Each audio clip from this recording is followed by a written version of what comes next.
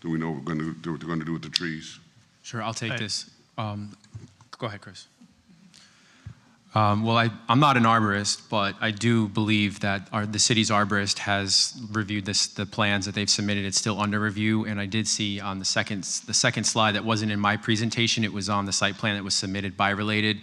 The trees that are on the site are numbered, and there is a plan for each and every single tree. Some of them will be relocated. Okay, but we're not planning on cutting any down, is that? Not that I'm aware of. We can safely assure that. Commissioner Ward? Thank you for responding to that. Could I have the Related respond to that, please? Thank you.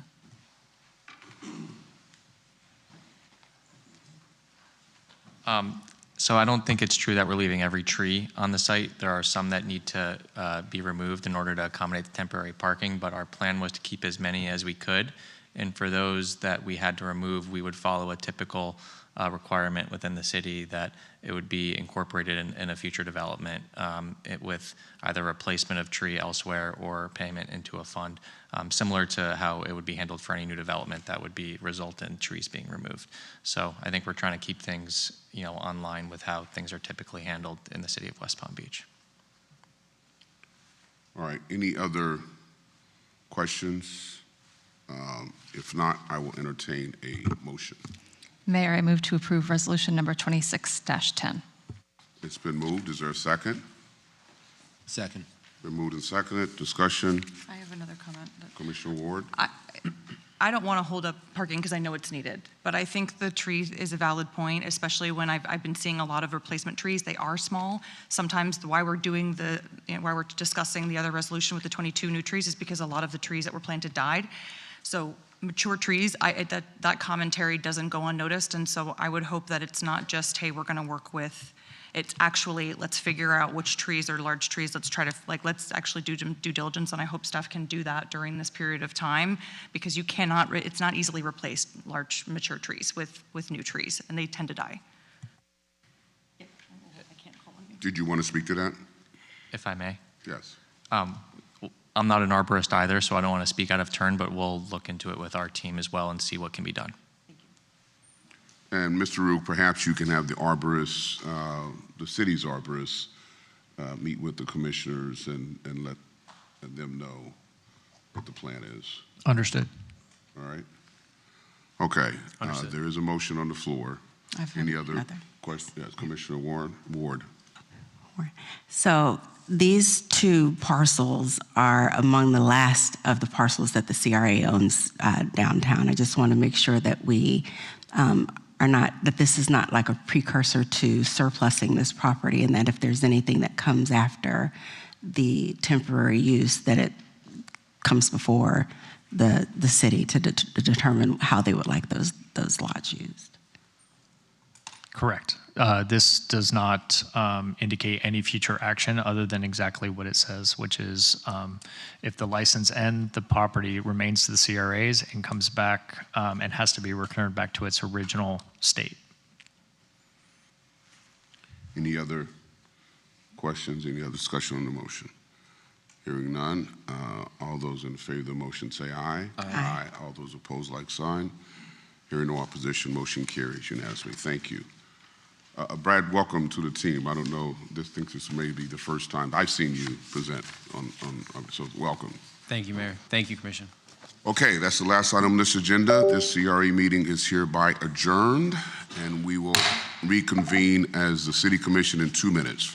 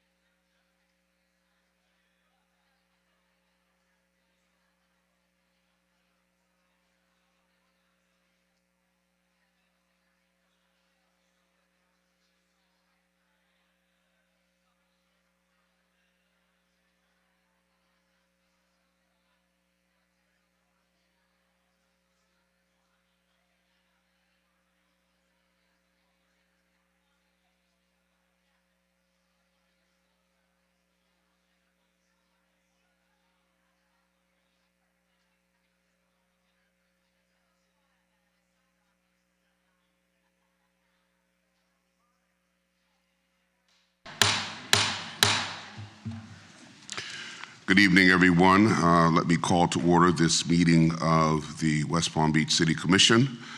Today is April 13th, 2026, and the time is 5:07 p.m. We will start this meeting off, as we do all of our meetings, with a moment of silence, please.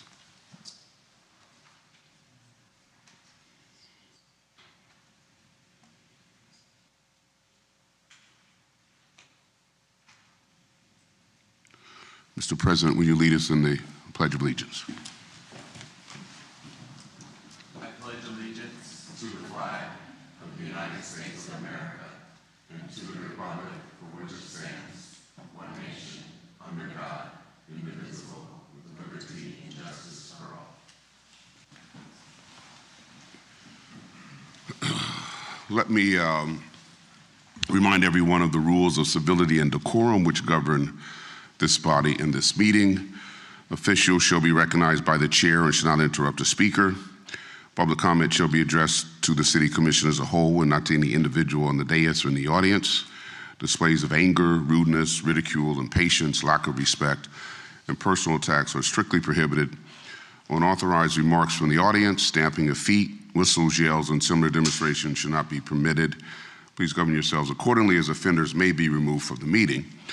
Also, any person desiring to address the commission shall file a written request with the city clerk, and that comment card shall include each agenda item the person wishes to address, that person's name and address, and please govern yourself accordingly, as the person will not be recognized if the comment card is not completed in its entirety. Thank you.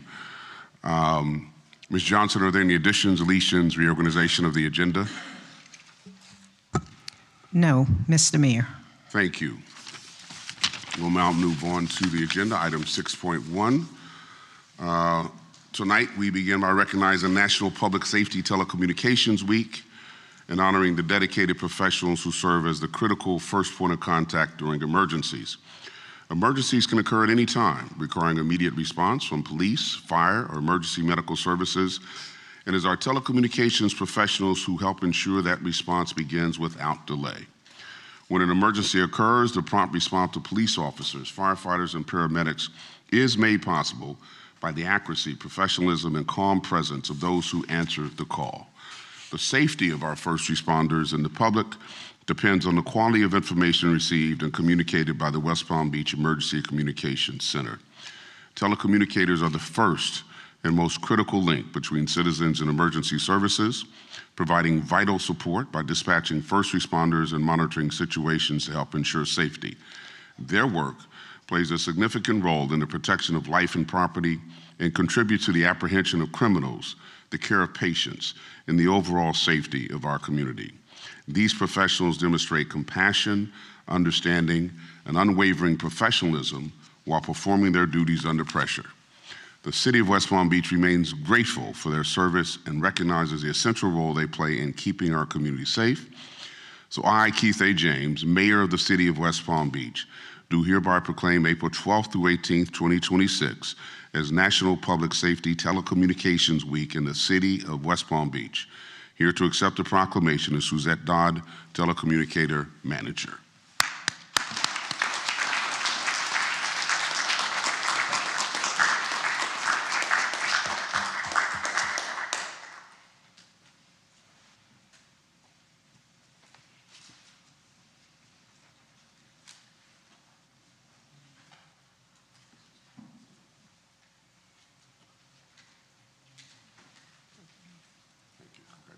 Thank you for everything.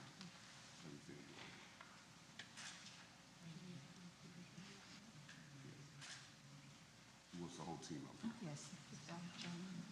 You want to go over there? Would that be better? Or you want to do it here? Okay, come in.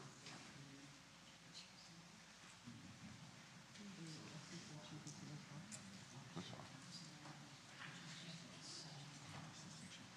Some on this side?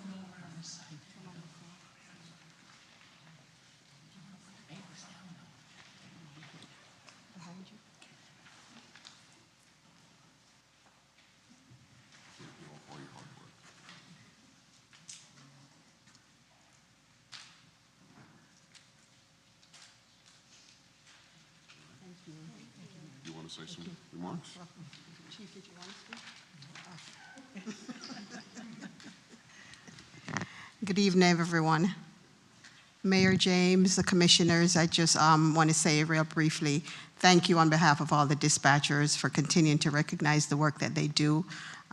Each and every day, they make a lot of sacrifice, and they do a lot of hard work. And so we consider ourselves first of the first responders because we're the first to get the call, and they do an excellent job at the work that they do. And so we thank you for the continued support and recognition.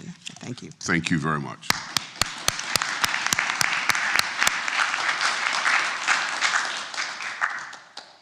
Now move to item 6.2.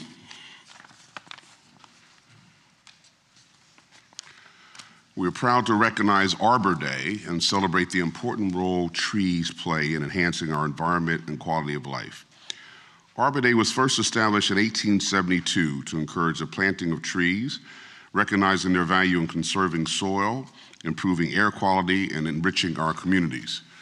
Trees are a vital, renewable source that help reduce erosion, moderate temperatures, clean the air, and provide habitat for wildlife.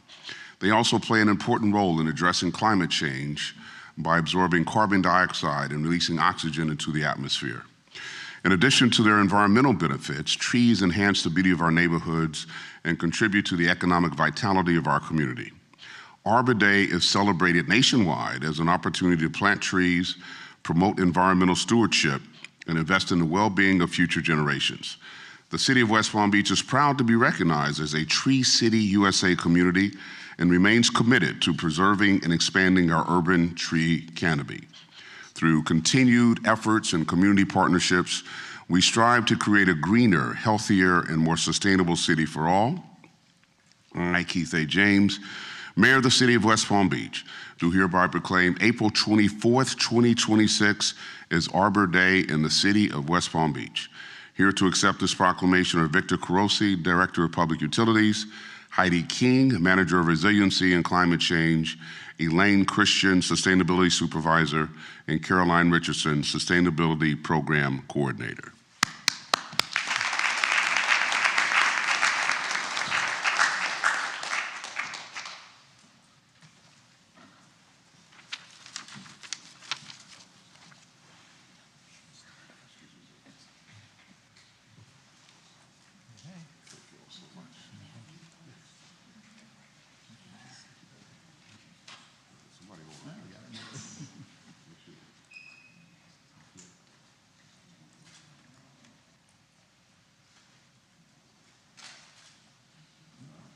Someone going to speak?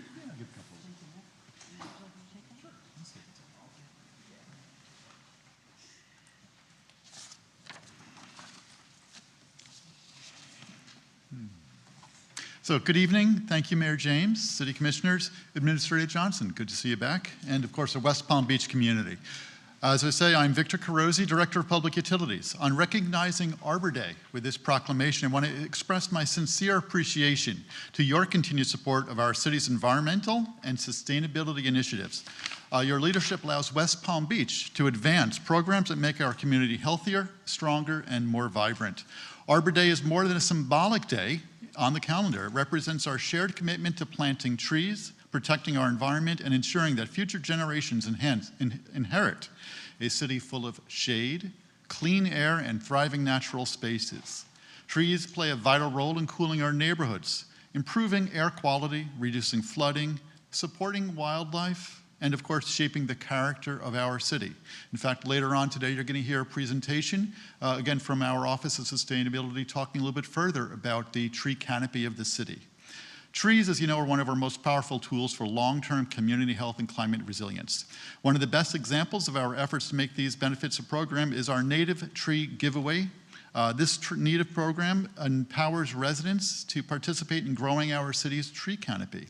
By planting Florida native trees, residents can help increase the shade, stormwater runoff, and local ecosystems all from their own yards.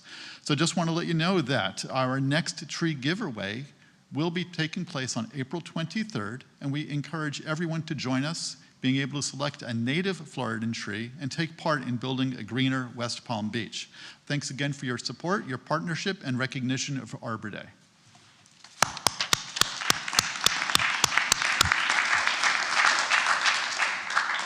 On to item 6.3. April was designated as Water Conservation Month in Florida, a time to educate residents on how they can help preserve Florida's precious water resources.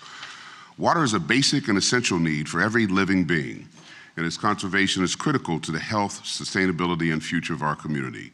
The City of West Palm Beach, alongside the state of Florida and regional water management districts, continues to work together to raise awareness about the importance of water conservation. The City of West Palm Beach actively supports water conservation through educational programs, community outreach, and special events designed to promote responsible water use. Every resident, business, and organization can make a meaningful difference when it comes to conserving water and protecting our environment. By adopting efficient irrigation practices, maintaining water systems, and making small changes in daily habits, we can collectively reduce water waste and support a healthy, sustainable community. Water conservation not only protects our natural resources, but also supports economic stability and long-term resilience for our city. The City of West Palm Beach remains committed to encouraging responsible water use and empowering our community to take action. I, Keith A. James, Mayor of the City of West Palm Beach, do hereby proclaim April 2026 as Water Conservation Month in the City of West Palm Beach. Here to accept the proclamation are Victor Carosi, Director of Public Utilities, Heidi King, Manager of Resiliency and Climate Change, and Elaine Christian, Sustainability Supervisor.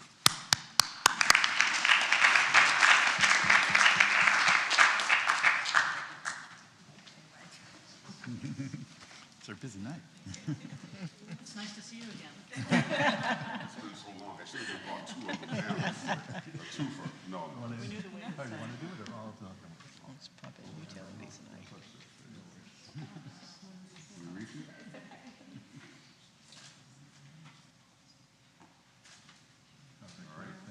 Who's speaking? Actually, Heidi and I both are speaking. We'll try and make it quick.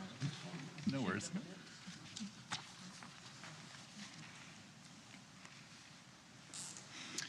So good evening. Again, Mayor James, City Commissioners, Administrator Johnson, and I am still Victor Carosi, Utility Director of the City of West Palm Beach. But again, thank you very much for recognizing Water Conservation Month. Our public utility here with the city has nearly 375 hardworking staff who plan, develop, protect, and manage our water system every single day. This proclamation serves as an important reminder that protecting our city's water resources is a responsibility that we all share in our community and in our homes. Water is basic and essential. It's a basic and essential need for every living creature and critically important resource for our thriving community. Water Conservation Month has been recognized since 1998 with a mission to emphasize the importance of each of us contributing every day to do our part to preserve the water supply of the future. For the future. What seems like small actions by each member of the community combine to create meaningful impacts towards conserving our precious and limited resources. This year, Water Conservation Month is particularly meaningful as the state is experiencing drought conditions and the challenges it brings to the water suppliers like us to provide drinking water to our customers and visitors every single day. But the good news is we know that water conservation measures are effective. By working together, we can protect our water supply for use today, tomorrow, and for future generations.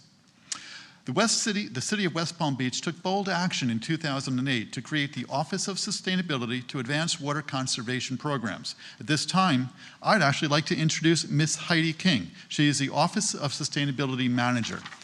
Mrs. King started with the city this February and has quickly come to speed with many of our programs, connecting her extensive background with environmental, regulatory management, and advising career, serving under the Office of the President in Washington, the House of Representatives as Chief Economist for the Committee on Energy and Commerce, addressing public safety risks as Acting Administrator of the National Highway Traffic Safety Administration, Global Director of Environmental Risk at GE Capital, and working as Vice President of Legislative Affairs and Foresight for the Association of Home Appliance Manufacturers. Her career is focused on environmental matters with a strong background in regulatory and policy development. And she's been a volunteer at Grassy Waters Preserve, getting her feet wet in those waters, quite literally and figuratively. With that, if I might introduce you to Ms. King.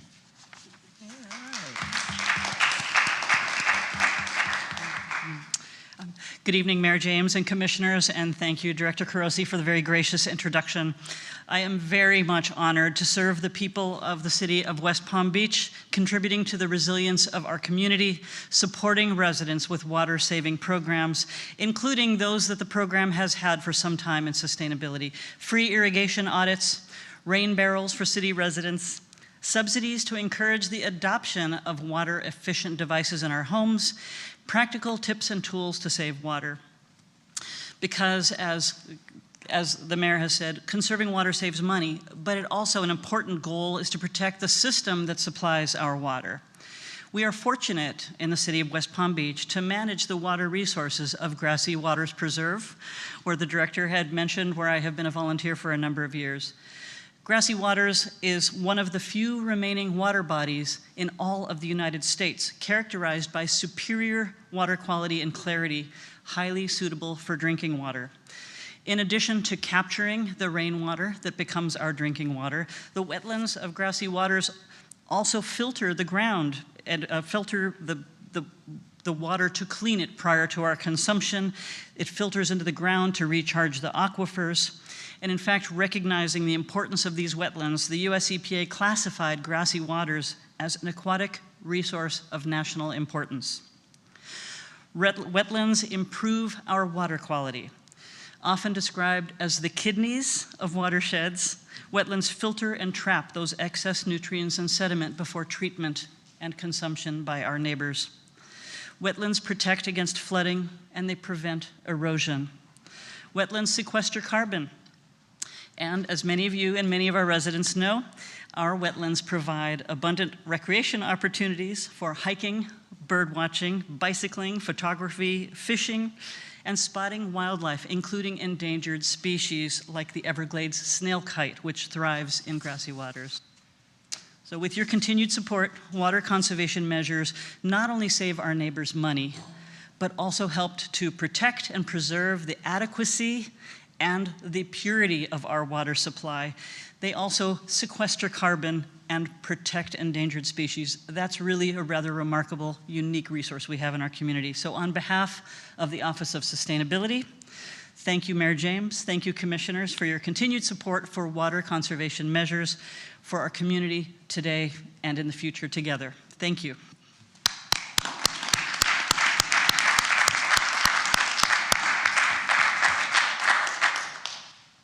Now I'd like to invite Julia Murphy with Habitat for Humanity of Greater Palm Beach County for a special presentation.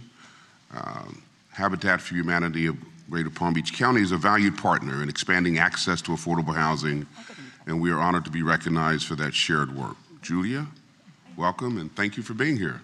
Thank you. I was just here a few weeks ago honoring Christina Lambert, so thank you, Mayor and Commission. I'm honored to be here on behalf of Habitat for Humanity, but I'd actually like to call up our CEO and President to present the awards, Jennifer Thomason.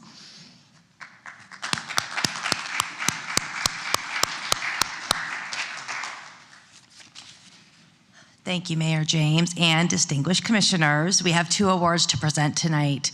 Habitat for Humanity, our mission is to bring people together to build homes, communities, and hope. Thanks to the support of the city of West Palm Beach, we're doing it right here in your backyard for homeowners. And so not only has one of your departments been incredibly critical to making that happen, but also one of your team members. So I'd like to start with the Housing and Community Development Department has been an amazing partner of ours in helping us find land and helping us find funding for land. So I'd like to present this award to this department first and foremost. Oh, come on up, everybody. We're already here. That you get all the hustle in your family. Absolutely. Thank you guys. Thank you guys. Appreciate it. All right. Let's get a quick picture. And then we also have an award for Miss Lucy Joseph, who not only represents the city amazingly well, also has been volunteering her own time, personally, time, talent, and treasure as a volunteer for Habitat in so many different ways. So we have Behind the Build award just for Miss Lucy Joseph.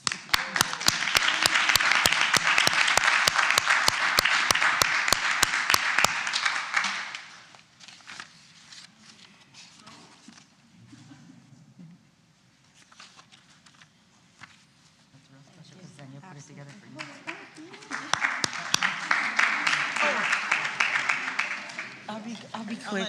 All right, good evening, Mayor, Commissioners, Administrator Johnson. It is truly an honor to get this award. I truly love supporting the Habitat for Humanity mission, especially the Women Build campaign. When you see 100 women on a job site building, hammering the nails, it's always a good sight to see, as well as get an opportunity to meet the homeowners that will now be calling West Palm Beach home. And hopefully by June, we'll be having a beautiful ribbon cutting to dedicate those homes. But I'll be remiss if I didn't thank my department staff and coworkers, and then the amazing departments here at the city that make our work special. And that goes to the planning department, our building department, engineering, and historic preservation. They make our job a lot easier so we can support organizations like Habitat. So thank you for this award. And hopefully we get more homes built this year. Thank you. I'm so proud of her. Jade Green, Director of Department of Housing and Community Development. Good evening, Mayor, Commissioners, and lovely Administrator Johnson. You missed my first day. I'm happy you're here. On behalf of the City of West Palm Beach Department of Housing and Community Development, I'm truly honored to accept this recognition from Habitat for Humanity. We are grateful to Habitat for Humanity and to Jennifer Thomason and her team, and more importantly, for the partnership that makes this work possible. Women Build represents more than construction. It represents empowerment, stability, and opportunity for families in our community. This recognition is a reflection of our team's commitment, as well as the strong collaboration between City, Habitat, and our community partners. Together, we're not only building homes, but strengthening neighborhoods and expanding access to safe, affordable housing. We are proud to stand alongside Habitat in this effort and remain committed to continuing this important work. Thank you again for this honor, and I want to give a huge shout out to Lucy Joseph and her passion and commitment to this work and to the city, as she's a true gem to our department. Thank you.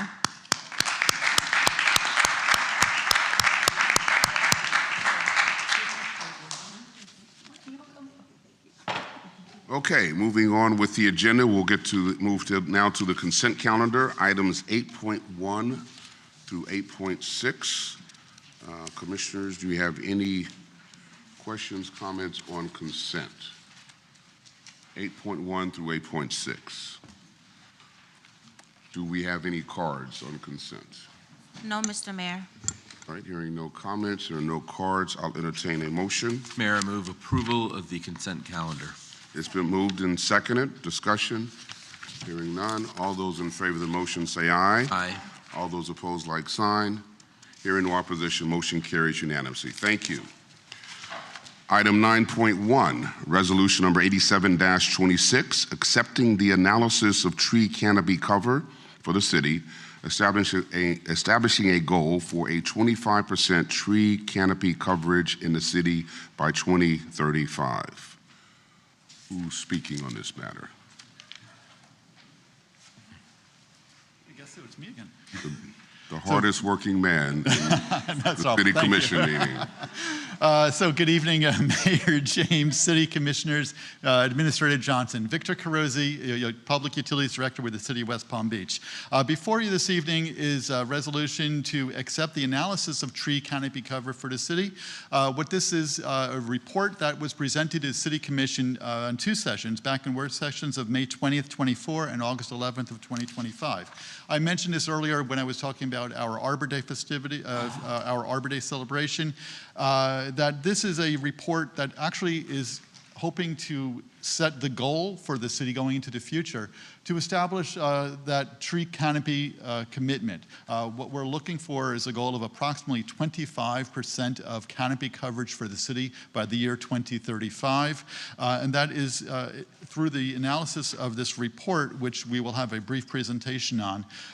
What it really is looking for is actually a very small incremental increase. Believe it or not, it's only looking for a 1% increase in our current tree canopy coverage to get there.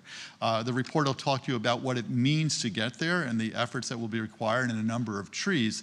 But it's really just looking for the incremental so we can get up to that goal of a 1% increase to 25% of tree coverage for the city. So not to go much longer on this, if you would like, I can have a presentation by Ms. King of our Sustainability Division where she could, again, go over some of the highlights of what the tree canopy report covers, what it means to have a tree canopy, and what that goal of 25% could look like for the city. So thank you very much. Thank you. Welcome to Tree Night here at the Commission, and thank you very much. So as the director explained, we have the opportunity to accept a report which you have seen twice in working meetings to expand the canopy, the tree canopy in the city from just over 24% to 25% of the area coverage in the parts of the city where we work and live.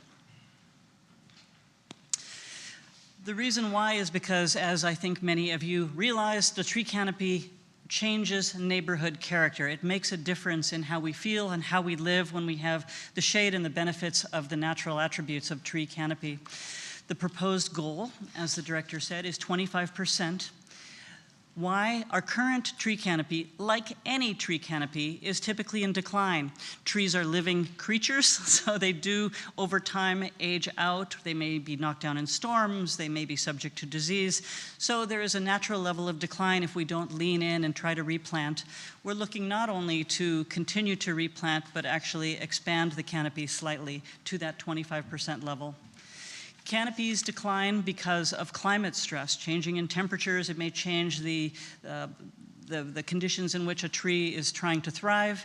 The canopy naturally ages. There might be storm damage. We've all seen downed trees after high winds. It may be pests and disease that take a tree to a less thriving place. The current tree canopy is just over 24%. The pie chart, the percent sign didn't seem to survive to the laptop here, but our current measured tree canopy is just over 24%. So we're looking at less than a 1% expansion in this tree canopy. The benefits of a tree canopy, as I've alluded to, healthier communities. We have the cooling shade. We're able to be outdoors and active more often. An attractive neighborhood, often more economically vibrant, job development, increased property values. I'm actually trained as an economist, and that's one of the things we think about a lot is how to increase property values. Environmental quality overall, managing stormwater.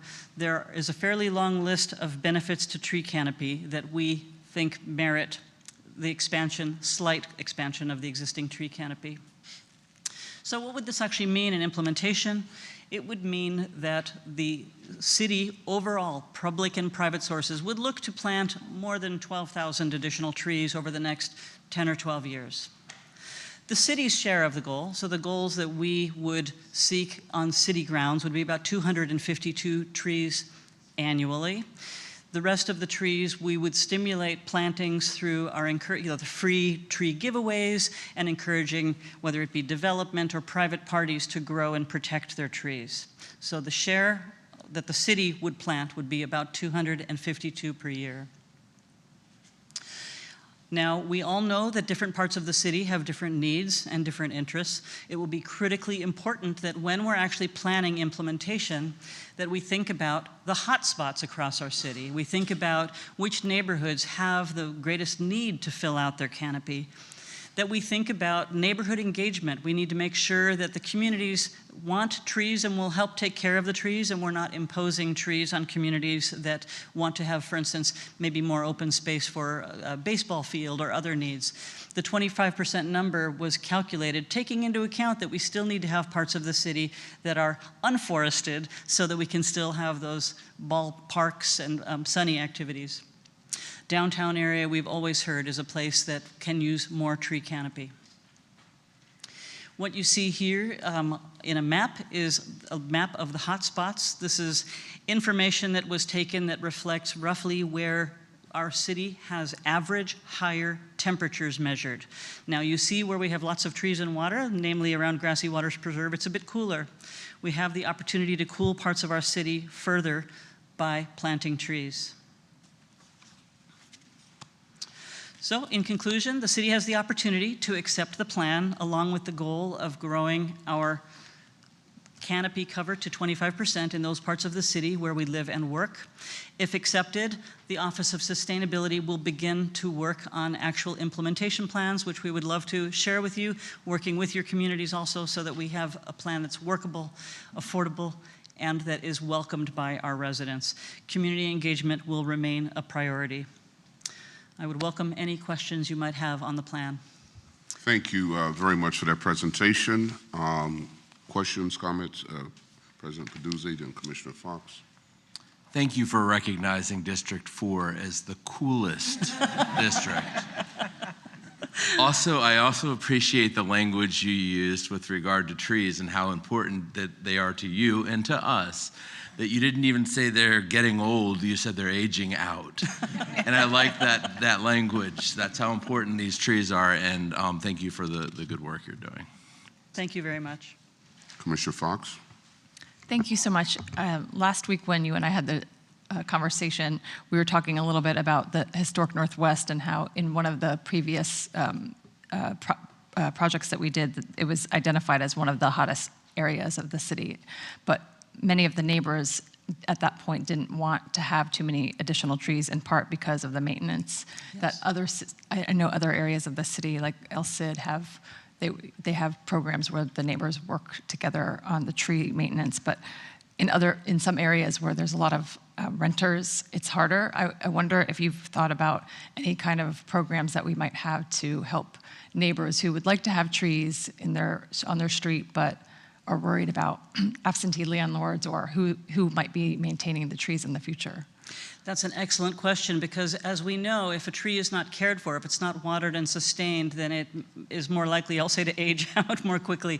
So whereas we don't have a one-size-fits-all solution for the entire city, we have different neighborhoods with different needs, we would like to work with the community and hear from them what they would like to see. So I think of our community, whether it be renters or owners or businesses, think of them as being part of the planning discussion. So yes, we're thinking about it, but we're not making discussions until we hear from our residents who will live with these trees more closely perhaps than I will, sitting in City Hall. So, thank you.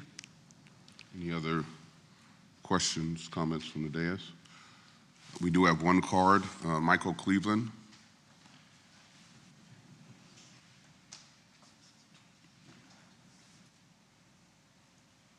You don't have to stand up here the whole time. Thank you. Yes, good evening, Mayor. Michael Cleveland, the city. Just want to throw my 2 cents in the cake. As we all aware, on the utility bill, there's an item that says stormwater, whatever. Over the last 3 weeks, the leaves from oak trees has been absolutely ridiculous. If there was a price you can get for oak trees, I think I'd be pretty close to a millionaire right now. I have no problem with the canopy. But what are we going to do about the leaves of the foliage that falls down? Clogging up the sewage drains. People are not going to rake them up in the yard. They blow everything in the street. You guys got to come up with some idea to get rid of these leaves, man, because I'm getting tired of paying that bill for no reason. You got to do something. Trees are good. I'll admit, trees are good. It's the problems they present. In addition to the height, hurricanes. Thank you. Thank you very much. Any other questions or comments? If not, I'll entertain a motion. Mayor, move approval of resolution number 87-26. It's been moved and seconded. Discussion. Hearing none. All those in favor of the motion say aye. Aye. All those opposed, like sign. Hearing no opposition, motion carries unanimously. Thank you. We'll now turn to item 9.2, resolution number 88-26F, recognizing the developer payment for the Northwood Road Height Incentive and appropriating funds for the Northwood Road Extension Project. Mr. Volbrecht. Good evening, Mayor, Commissioners. Kevin Volbrecht, Director of Engineering Services. This is a follow-up to ordinance number 515125, which heard the second reading back on February 2nd here at the City Commission, which was approved. One of the conditions that was executed in that ordinance was an agreement between the developer and the city for them to pay $6 million towards the Northwood Road extension construction costs.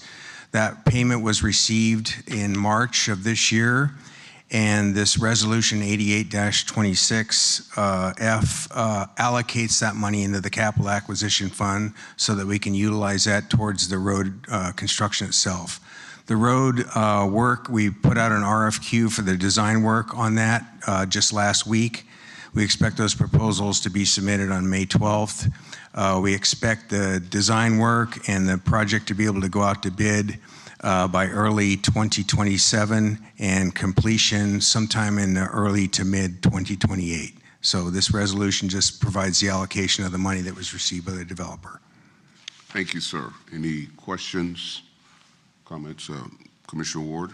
Excited about this. I just want to know the timeline, what you're looking at as far as construction and completion. So that, again, we expect to put this thing out to bid early to mid 2027 with construction to complete early to mid 28. Potentially sooner than that, but that's what we're being conservative with our estimates for that. The design work should be starting probably around June to July of this year. Great. Any other questions, comments? Hearing none, I'll entertain a motion. Mayor, I move approval of resolution number 88-26F. It's been moved. Is there a second? Second. Been moved and seconded. Discussion. Hearing none. All those in favor of the motion say aye. Aye. All those opposed, like sign. Hearing no opposition, motion carries unanimously. Thank you. Item 10.1, public hearing and second reading of ordinance number 5148-25, granting the Florida Public Utilities Company, its successors and assigns, a non-exclusive franchise for a period of 30 years to sell, distribute, transport, and transmit natural, manufactured, or mixed gas in the city of West Palm Beach. Good evening, Mayor and Commissioners. Melissa Anderson, Senior Assistant City Attorney. I have a brief presentation for you on this ordinance. This is the second reading of Ordinance 5148-25, which, as the Mayor read, is an ordinance granting a non-exclusive right to Florida Public Utilities to sell, distribute, transport, and transmit gas in the city. This ordinance, 5148-25, replaces Ordinance 2319-89, which has expired. Ordinance 5148-25 provides for a 30-year term with one optional 10-year renewal and 6% of FPU's gross revenue within the city. The ordinance changes the definition of franchise fee, which now reads, it's an amount equal to 6% of the company's gross revenues without offset for the payment of any other City of West Palm Beach fees or taxes, including ad valorem taxes or the public service tax in Section 82-31 of the City Code. The prior franchise ordinance had allowed the deduction of ad valorem taxes from the franchise fee payable to the city. Ordinance number 5148-25 adds a section explicitly granting the city auditing rights. It adds a section requiring the submission of backup documentation to the city annually. And both of these provisions are in Section 8 of the ordinance. There were two minor changes after first reading, both of which have been agreed to by FPU. Both are changes to Section 8. The first is a sentence which was added to 8B, which states failure of franchise to provide such billing lists. That's referring to their customer billing list of addresses to verify their customers within the city of West Palm Beach. That's what that's referring to. By the end of the year may be considered a material breach of this franchise, justifying its termination. And then there was a final paragraph added, 8D, which if the city does an audit and discovers that there was an underpayment of funds to the city, FPU will owe the city a 15% penalty of the actual franchise fee. And that, in a nutshell, is the new ordinance. Any questions or comments? Thank you very much for that presentation. Commissioner Fox. Thank you very much for including the language about the audit. I have been reviewing the audit report from last month, and it was going to be one of my questions, but since you've answered that, I guess I want to understand, looking at the audit that was done recently, it looked like there were errors in the calculation of revenue that was owed maybe going back to 2009, and so I understand the ordinance that we're reading tonight will address things going forward, but were we able to, was that revenue paid back in full since 2009 that was owed? Or how were we determining this before this ordinance? What did we look at in the ordinance before this to make sure that we were collecting revenue and if not adding 15%, but at least making sure that we're up to date on what we're owed? Well, there are monies that potentially could be owed to the city. We don't know that for sure. It would take some digging, I think. And the negotiation of this ordinance did not necessarily address those issues. Those are issues which actually could be addressed at some other point if the city chose. But they were not done in conjunction with this ordinance. So there may still be some discrepancies in past payments. We were concentrating on how to remedy the issues with the prior ordinance, which were quite substantial. And so I don't have an answer for you as to that, except that the negotiation of this ordinance did not contemplate curing those past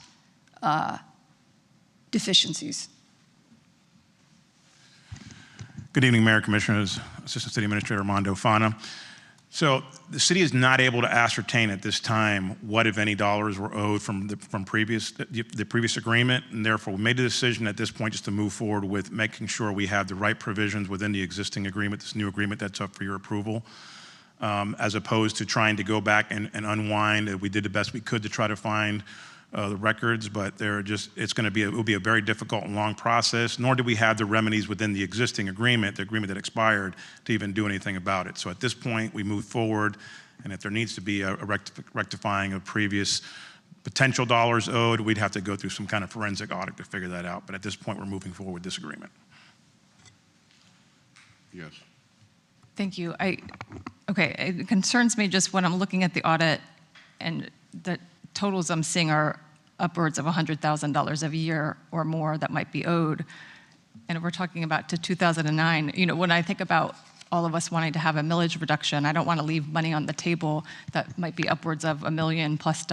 I don't know. I know that you're saying we have some digging to do, but I certainly would want to do the digging if we're going to find $1 million under the couch cushions. So just the numbers that I saw, there are some legal issues with going back to 2009. I think if we were going to pursue anything like that, we would probably have a 4-year statute of limitations, and so that's as far as we could go back. But 5. I defer to Armando on this issue, though, because this is, this was part of the strategy in negotiating this ordinance. Yeah, but there is an opportunity to go back and still be able to recapture some dollars that are still within the statute of limitations. We can potentially do that, but this is a separate item, and we have to make sure we have the right protections in place moving forward with this new agreement. We were operating without even an actual agreement for a while, so. President Peduzzi. So we should be able to go back at least 5 years. It's likely a 5-year statute of limitation in a contract action in Florida. So I would hope, and I agree with Commissioner Fox, I would hope that we do our due diligence and go back there and try to protect, the taxpayers' funds, especially when we're looking at, trying to keep the millage rate as low as we can. This might not be a significant amount of money, but it's still money. And I'm hoping that these changes and adding the penalties will address some of those issues that we had in collection of those funds. And the question I have is, how often do they have to pay the franchise fee? And how do we ensure that the fee that they're paying is the correct fee? And when does that penalty come into play? So I'll address some of these questions, the ones that I can answer. I believe they pay it monthly. The penalty comes into play if our internal auditor conducts an audit and finds that they have been deficient in payment. That's when the 15% penalty would kick in. Some of the other auditing provisions that we put, for instance, the one that requires records, we put that in because we had a particularly hard time getting records from FPU 7 or 8 years ago when we were trying to obtain records. So we have done all we can to beef up this ordinance and the enforcement provisions that we have as a city, dealing with a semi-private, public utility. Follow up? Yes.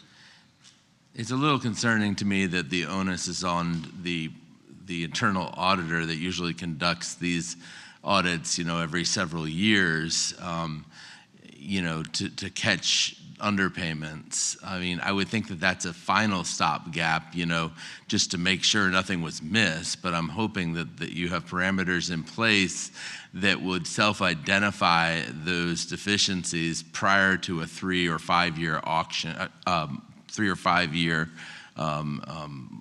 audit by the auditor. Good evening, Commissioners and Mayor Averill Smith, Assistant Chief Financial Officer. The payment is made quarterly, and there is a notarized statement from the utilities at the time this payment is made, indicating that the revenues are indeed the revenues that have been collected. Including the audit provision was specifically because the finance group looking at addresses on a monthly basis or even annually could be onerous, and putting that provision at least alerts them that we are going to be holding them accountable.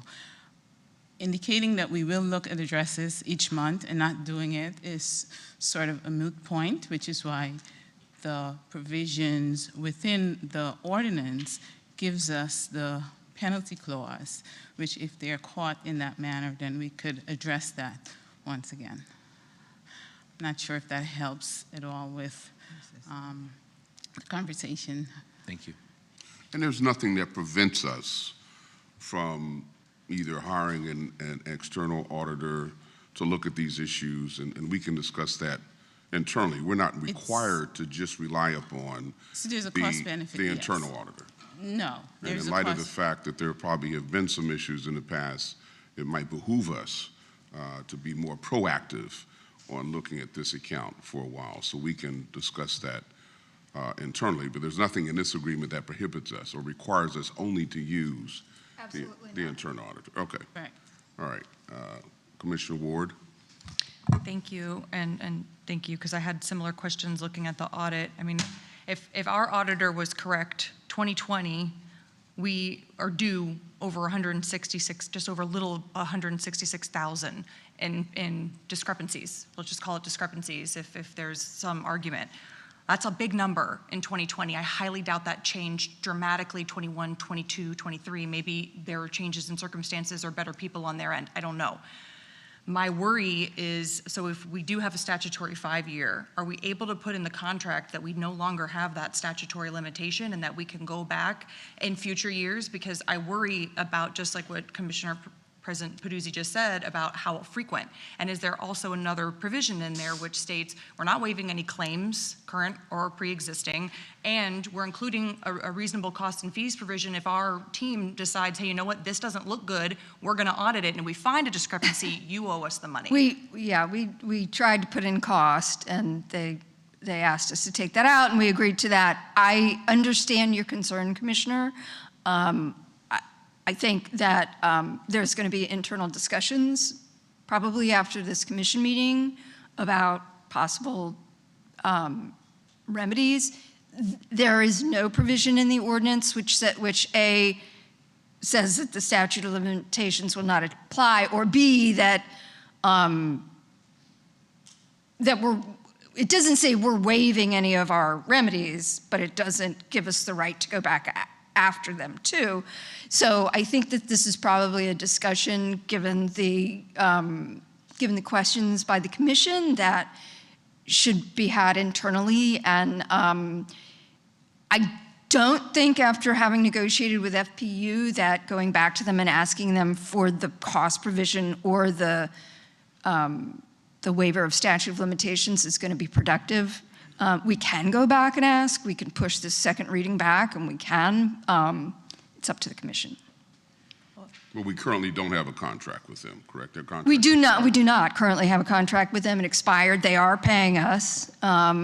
But it would be good to have all of these things in writing and get it all finished, and to be able to utilize that structure to move forward with them, so that we do have the few tools, because right now we have no tools to use against them. And it's a very, it's a city versus, again, a public semi-private company, and it can be difficult negotiating. So if you'd like to push the ordinance back to a... Nobody said that yet. Okay. Okay. Commissioner Ward. Just to follow up on that, obviously, I don't know what happens if we don't reach this, other than we continue month to month, but we did use what we have in our toolbox, right? We did an audit. Our auditors did find a discrepancy, a rather significant one, if I'm reading the audit correctly. And so we have those tools right now to say, we don't have a statute of limitation issue for these prior years. We could look at that and hold their feet to the fire and say, you owe us, and there doesn't need to be a remedy. We've got basic contract law to be able to do that. So that's my concern, is that we, regardless of approving this or not, which I'm leaning towards not, we still can do these things. Absolutely. Right. Yes, and I said that earlier. Outside of the context of this ordinance, we're not waiving anything in this ordinance. We have the right, as a city, to pursue whatever remedies are available to us if we want to, and And there's nothing in this ordinance which would prohibit us from doing that. No, there's nothing in this ordinance which would prohibit us from doing that. Right. Yes, Commissioner Peduzzi. No, I call him. Comment. President Peduzzi. Thank you. Couple of questions. I agree with Commissioner Ward with regard to making sure that there's probably should be some language in there that says, hey, we've identified some discrepancies, or our auditor has, and we don't waive any rights with regard to those discrepancies. Just because, we're doing a new contract now, and I don't know that they'd be able to potentially use that against us and say there was some sort of waiver because we entered into a new contract. The other question that I have is FPU, is it a sole source? Is there any other provider out there other than FPU, and do they own the gas lines in the city? I believe, I don't know for sure, but I believe that FPU is the primary gas provider in the city. There are many different gas providers, but I believe that FPU in West Palm Beach is the primary gas provider. I understand that it's the primary gas provider because it provides gas to all of our homes and all of our businesses currently. But is it the only provider out there that's capable of providing gas to our residences and businesses in a large scale? And do they own the pipes, just like the city of West Palm Beach owns the water pipes? Does FPU own the gas pipes? Yes, FPU owns them, they maintain them. The city really, and the franchise agreement, what it provides is the opportunity to work within our right-of-way. We'd have to look at the legalities of it, but I'm not even sure that they would necessarily be required to have a franchise agreement. They would have to then come to the city and get a right-of-way permit every time they're going to do the work. So it broadly explains how they're able to work within our right-of-way. We have franchise agreements with other utility providers as well, so it's not necessarily unique. We have FP&L ones, we have Bell South, and other, I believe, the cable companies as well. So, what remedies we do have by law, I want to make sure that we understand that there are state statutes that we need to look at, because there's a lot of state statutes that govern the ability of local municipalities to regulate and oversee utilities. And yes, they're not the only provider in the city of West Palm Beach, they're the primary provider in the city of West Palm Beach. I believe they're the only one I've ever dealt with. Just final follow-up. Yes. And that's my question, is that if they own all the gas lines in the city, then it's not going to be practical for us to look at alternative options because they own all the gas lines. And another company would presumably have to go through them to provide gas to our residents and businesses. So I don't think that's an option. Yeah, this isn't like the free market where we can just find another company. Okay, thank you. Commissioner Warren. Was President Peduzzi's question answered definitively? We do know that they own the gas lines, or that's something that we believe that they own? So we have a representative of FPU here. You can ask them directly. Hello, everyone. My name is Ari. I'm with FPU. I handle all of the external affairs from Port St. Lucie down to Miami-Dade County. To this specific audit issue, I'm not privy to those conversations. I wasn't involved in those exact negotiations. In terms of the franchise agreement, I could answer a couple of questions. We would be the only natural gas utility very similar to FP&L. So this is the only natural gas utility in West Palm Beach, as far as I'm aware. Northern Palm Beach County, there's some differences, but we're actually headquartered in West Palm Beach as well. So another thing as well is that franchise agreements are not required, but it is the standard within the industry with utilities, as it is a profit sharing agreement that we have with the city as we coexist. And I apologize for not being involved in that conversation and being able to answer that audit, but I'm happy to hand over my business card and information to all of you all, and happy to coordinate on that further discussion. Commissioner Ward. I'm so glad you came up. So, even though you're not afraid of or you're not privy to the prior audit, given that we are saying that, essentially that FPU owed the city approximately $82,000 and $166,000 2019 and 2020 respectively, do you see a problem with your company agreeing to provide a clause in there that says if we find discrepancies that we think and we have to pull in resources and pay for someone to audit, that those reasonable costs and expenses would then be towards have you all covered for that, given the history of discrepancies, rather large ones? Again, Commissioner, I would say I'm not aware of that specific instance, but I do think that that's what that 15% penalty fee would be trying to resolve in that situation. All right, any other questions? I'd like not to try to negotiate this contract in detail. If we don't want to approve it, we don't approve it. We can send it back out, I guess, and with comments. And another note that I would like to mention, Mayor and Commissioners, I believe that they had mentioned it as well, that it would be a separate, item compared to the franchise agreement. Moving forward, we have, continued paying that franchise fee in good faith to continue the conversation. So the establishment of the new agreement wouldn't, prevent us from discussing this issue further. And I think these remedies that we've proposed to prevent something like this happening in the future, is the ultimate goal of that conversation. But thank you again for your time. Yeah, thank you for having the courage to stand up in light of this. I don't envy you. I will ask legal, no matter what decision we make today, Madam City Attorney, if you could get the appropriate people to sit down with me, because I'd like to come up with a strategy for what we want to do with the monies that are allegedly owed to us from the past and figure that out. Because I don't think there's anything here that prohibits us from doing that.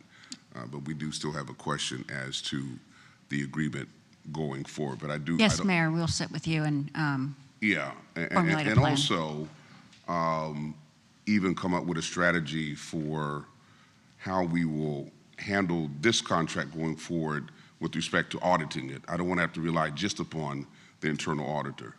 So, and then we could discuss, once we reach that decision, internally we can have conversations with the commissioners individually and let them know. But I don't want this to go unnoticed. I've made a note of both issues. Okay.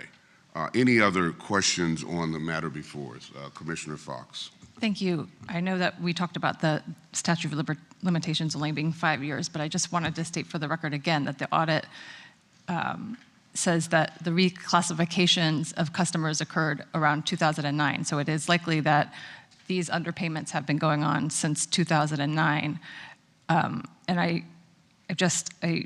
understand we're in a profit-sharing partnership, and so moving forward as a partner, the fact that we might have had 15 plus years of delinquent payments does not sit well with me at all. And it seems like we don't have a lot of choices here, but I just want that to be reflected in the record. Thanks. Any other questions or comments on this item? Do we have any cards on it? All right, hearing none, I will certainly entertain a motion. Mayor, I will make the motion, not sure if I'm going to support it or if my colleagues will support it, but we'll, just for the purpose of discussion at a minimum. Mayor, I move that we approve ordinance number 5148-25 on second reading. It's been moved. Is there a second? Is there a second? All right, so I guess the motion dies for lack of a second.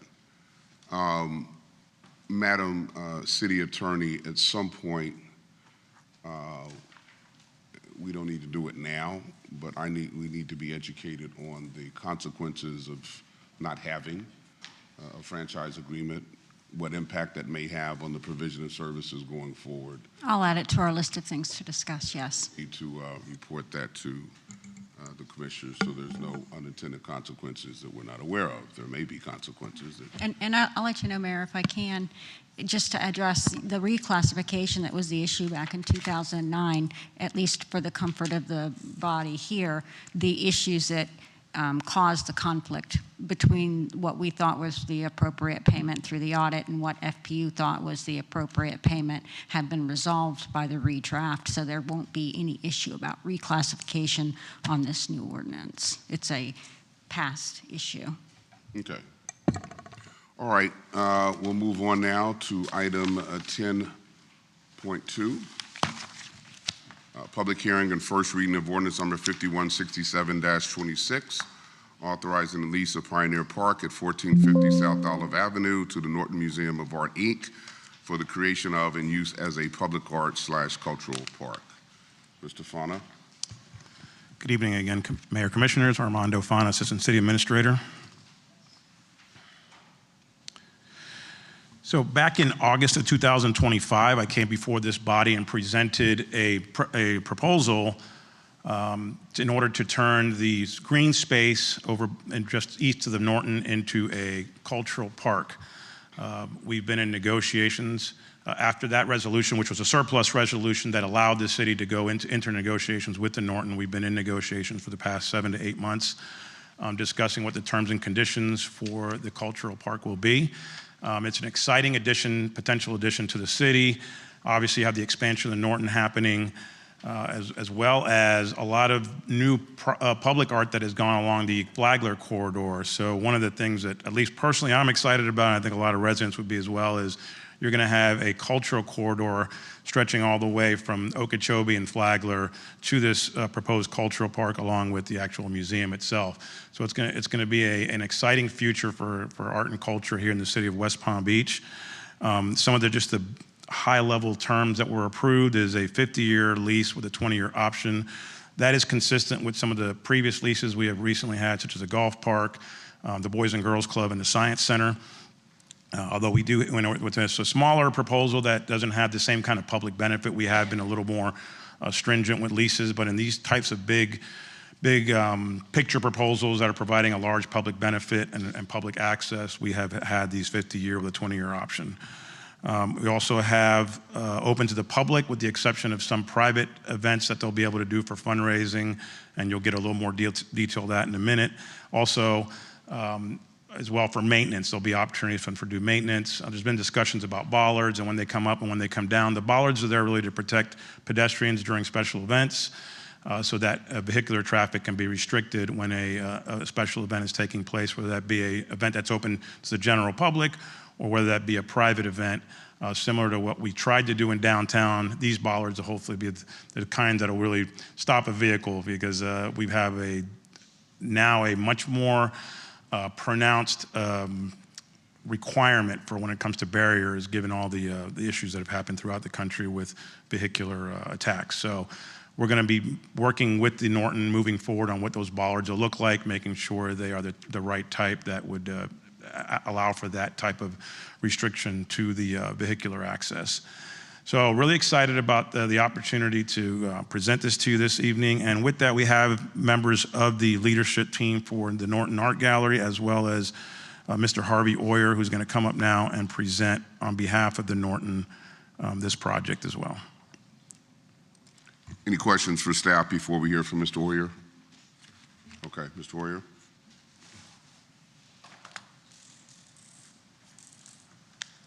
Thank you, and good evening, Mr. Mayor, members of the Commission. For the record, Harvey Oyer, on behalf of the Norton Museum of Art. I'm privileged to be here.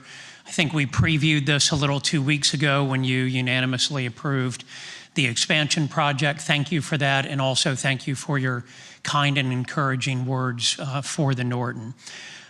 This, as Armando said, has been in the works for some time. We were before you in August of last year, where you conceptually approved the idea and directed staff to go away and work with our team to come back to you with this, which is a fully negotiated ground lease agreement. I think all of you know the location, but for the benefit of the public, it is the city-owned area between Olive Avenue and Flagler Drive, and bounded on the north and south by Diana and Acteon. It's a little over 2 acres of green space. This is some historical background that I think we've shared with you in the past. It's kind of interesting that it was owned by the Norton, it was deeded to you, and now we're coming back and asking to take it back for a cultural use. Interestingly, when it was deeded by the Norton to the city in 1944, it had a deed restriction that it could only be used for park purposes. And that is precisely what we're proposing, just with a cultural flair to it. This is the language from the 1944 deed, and I've highlighted for you, we'll use the remainder of said property exclusively for public park purposes, not including, however, playground. So it was never meant to be an active park. If you're wondering why was this deeded to the city in the first place, it was because there was a platted subdivision there called Buena Court. And Mr. Norton and the Art League, which is what the Norton Board was called at the time, had acquired that, and the city actually wanted to put in Diana and Acteon. And so that was part of the trade. City would take the land from Norton Museum of Art, and in return, put in Diana and Acteon as cross streets. So this is a little hard to see. Hopefully you can see it on your screen. The light green area in the center, in the rectangle, bounded by a red hashed line, is a proposed lease area. It's about 2.27 acres.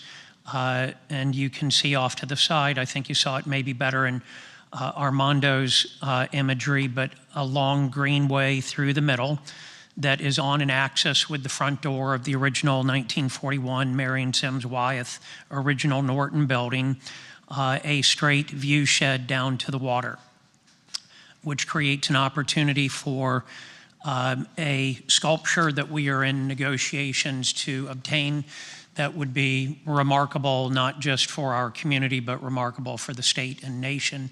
It is one of the best known monumental sculptors of his generation. He is now deceased as of last year. There will be no new ones being produced, and his pieces in many places are the centerpiece of entire museums. So for example, the Guggenheim Museum in Bilbao, Spain, the centerpiece of it is one of his sculptures. This would be a remarkable get for our community to receive this. And at this point, the only thing preventing the further negotiation of that is having this lease agreement with you. As part of that negotiation with his estate, we need to have a clear view shed down to the water. So all the ideas of other great pieces of artwork will be in these garden rooms on the side, of which there are 14 of those. So big publicly usable space in the middle, framed by monumental sculpture, clear sight line down the middle, and the garden rooms on the sides. What is the blue area? The blue area on either side is owned by the city. That's Flagler Drive and Olive Avenue. And that is an area that in the lease, we're asking the city to agree to not erect any vertical structures that would obstruct that proposed sightline. Key terms, and this is, a real brief summary. Armando went over it as well. 50-year term with a 20-year renewal option.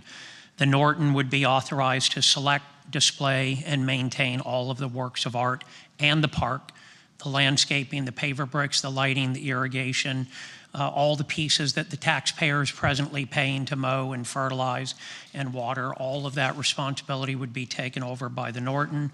And the city agrees not to build structures within those two restricted areas. The timeline on this looks like a very generous timeline. This is not the proposed timeline. We think it will move much faster, but to put some guardrails around it to assure the public that the lease does not live on if the improvements are not made. There's a 24-month period, presuming that this lease is executed, in which we would bring back to you a proposed site plan. That would be the detail of the landscaping and the hardscaping and what would be in the green space.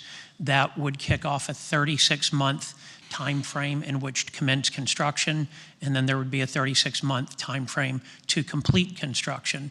I don't think any of us envision it taking that long, but I think your city staff wanted to ensure that there was flexibility, but some guardrails around it.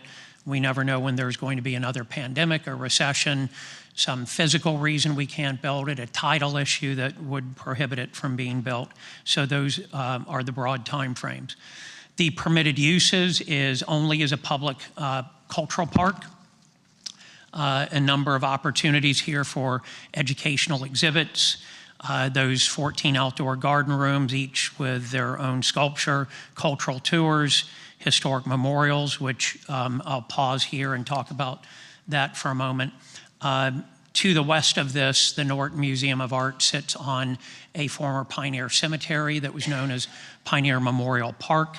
And in a 2001 agreement between the Pioneer Association, the city, and the Norton, there was an agreement that a piece of monument, a memorial to those pioneer families who were the founding mothers and fathers of not just West Palm Beach, but all of Palm Beach County, would be placed in the middle of that green space. And in fact, it went under construction in the year 2020. Foundation was poured, conduit was put in, and that's when the Norton came to the Pioneer Association and asked if we would pause the project. I say we. I think I was president of the Pioneer Association at the time, and presented this much bigger opportunity for the community. And if our Pioneer Monument was in the middle, the Norton, would lose the opportunity for this very notable piece of art. And so the Pioneers agreed to pause it and work with them, and I'm delighted to say that the Pioneer Association Board has voted unanimously, repeatedly, to work with the Norton and the city on this project to have multiple Pioneer monuments, but not in the middle of the green grass. So it doesn't inhibit the ability for our community to attract this remarkable piece of art. So there will be not one, but 3 Pioneer monuments. One you can see in the background of this image. This is the Flagler Drive sidewalk, where embedded in the berm is a large bronze tablet that tells the history of the pioneer families that created our community. And at the corners of Diana and Actaeon and Olive. So no matter which way a visitor comes to the park, they encounter a Pioneer-related monument. This is a great teaching moment for everyone in our community because, as some of you know, our pioneers were an integrated group. It was very unique in the Deep South and the former Confederacy in this country that we had people of all colors and backgrounds working together to build our community. And in fact, the Pioneers' descendants still have a Pioneer picnic the first Saturday in May every year. We're only about 3 weeks away from it. It's held at the Norton, and it is the descendants of all of these pioneers. So great teaching moment on what I believe makes West Palm Beach truly unique in our history, unlike anywhere else in the Deep South. So lots of great opportunity there, and I'm delighted to say that the Pioneer Group has worked together with the neighbors, with the city, and with the Norton team to come up with something that I think works really well for everyone. So this is an image if your back was facing the Norton and you're standing at Olive Avenue looking due east, down towards the water, and you can see this monumental sculpture here in the green space view shed. And we've peeled the landscaping back in these images. This will be much more heavily landscaped, but wanted you to see what these garden rooms look like. Each one is sort of a self-contained outdoor gallery with a piece of sculpture and an opportunity to gather, have a lecture, contemplate, read about it in 14 different locations, but leaving that sight line open. The two roads, Diana and Acteon, which are public roads, will remain public and open to the public, except when the bollards are put up for events where we need to keep the pedestrians safe. So the roadways stay. They will probably be dramatically improved. We'll find out when we bring the site plan back, but I imagine those become cobblestone or paver brick or something that's softer that would naturally slow the traffic through those areas. Many public benefits to this. It is completely open to the public, which is a remarkable undertaking by the Norton to put tens or hundreds of millions of dollars of sculpture out in the public domain. No fences, no gates. They pay for all of it. They insure all of it. They secure all of it. And if something happens to it, they fix it, all for the public benefit. I find it a truly remarkable and generous offer by the board of the Norton to do this. Also in the lease, at least 2 annual K through 12 education programs. There will, of course, be many more than that. We do many more than that today. I think the staff wanted to have a floor, a minimum. Same thing with at least 1 annual free public arts and culture event. We do many more than that, and we'll continue to do so, but that's the minimum. And then the memorials commemorating the pioneers, as I've already discussed. Staff recommends approval. The form of the lease comports with all of your recent leases of public property to not-for-profits, Cox Science Center, Boys and Girls Club, the Park Golf Course. And with that, I stand ready for questions, and thank you for your time and attention. I think this is another incredible opportunity, just like we had 2 weeks ago. I think the coincidence of having this green space directly in front of an art museum is a very unique opportunity. If this green space were anywhere else in town, I don't think we'd have the opportunity to co-locate both indoor art and culture with outdoor art and culture adjacent to it. Thank you very much. And thank you to your staff, in particular Nancy and Armando, for working with us for the last 6 months or so to get this right. Thank you for that presentation. Any questions of the applicant before we hear from staff again? Commissioner? Yes, Mr. Sylvester. First of all, I think it's a great project. I've looked at it, I got to tour it. Now, for somebody that's driven by there for decades, this is gonna really activate that park. It's gonna be beautiful. I still have a question about the naming rights. I know it says in here in 1921, the pioneers donated the cemetery property up to the city of West Palm Beach with the restriction that the property only be used as a public park and that such park be known as and referred to in perpetuity as Pioneer Memorial Park. So can you explain that as far as, I know— I'll do my best, and Nancy and I were discussing this before, and maybe we'll have a better answer for you by the second reading. So remember that at the time period in which the cemetery was there, which was cooperatively owned by pioneer families, there was no municipal government and no municipal cemetery at the time. There was no Olive Avenue, there was no Flagler Drive, there was no, it was a sandy beach with a very different contour. So it's difficult to place boundaries on it in today's understanding. The cemetery, as we know, was largely between what is today Olive Avenue and Dixie. Can I guarantee you that it didn't move in either direction? No. But that's generally the understanding, I think the understanding of the city staff as well.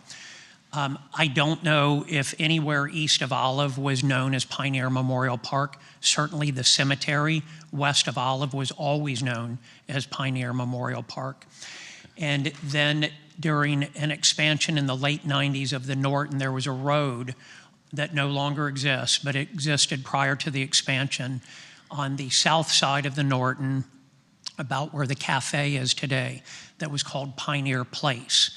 And that was taken away as part of the expansion.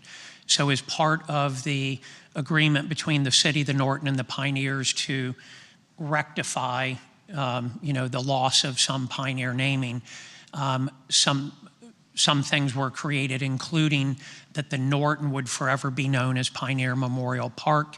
There was a historic marker placed on the Dixie Highway side. The roundabout on Olive was renamed Pioneer Plaza and had a name, Pioneer Plaza, put on it. And I think that is where this concept of the entire area being Pioneer Memorial Park came about. But I'm not sure that that's correct, and here's why. Because if you look back at the acquisition of that land that is today the Green Strip, it was done by the Norton, and it was done after Ralph Norton took the property from the city under a 99-year lease in 1940. By 1944, he had accumulated enough of it that he deeded it to the city in that 1944 deed.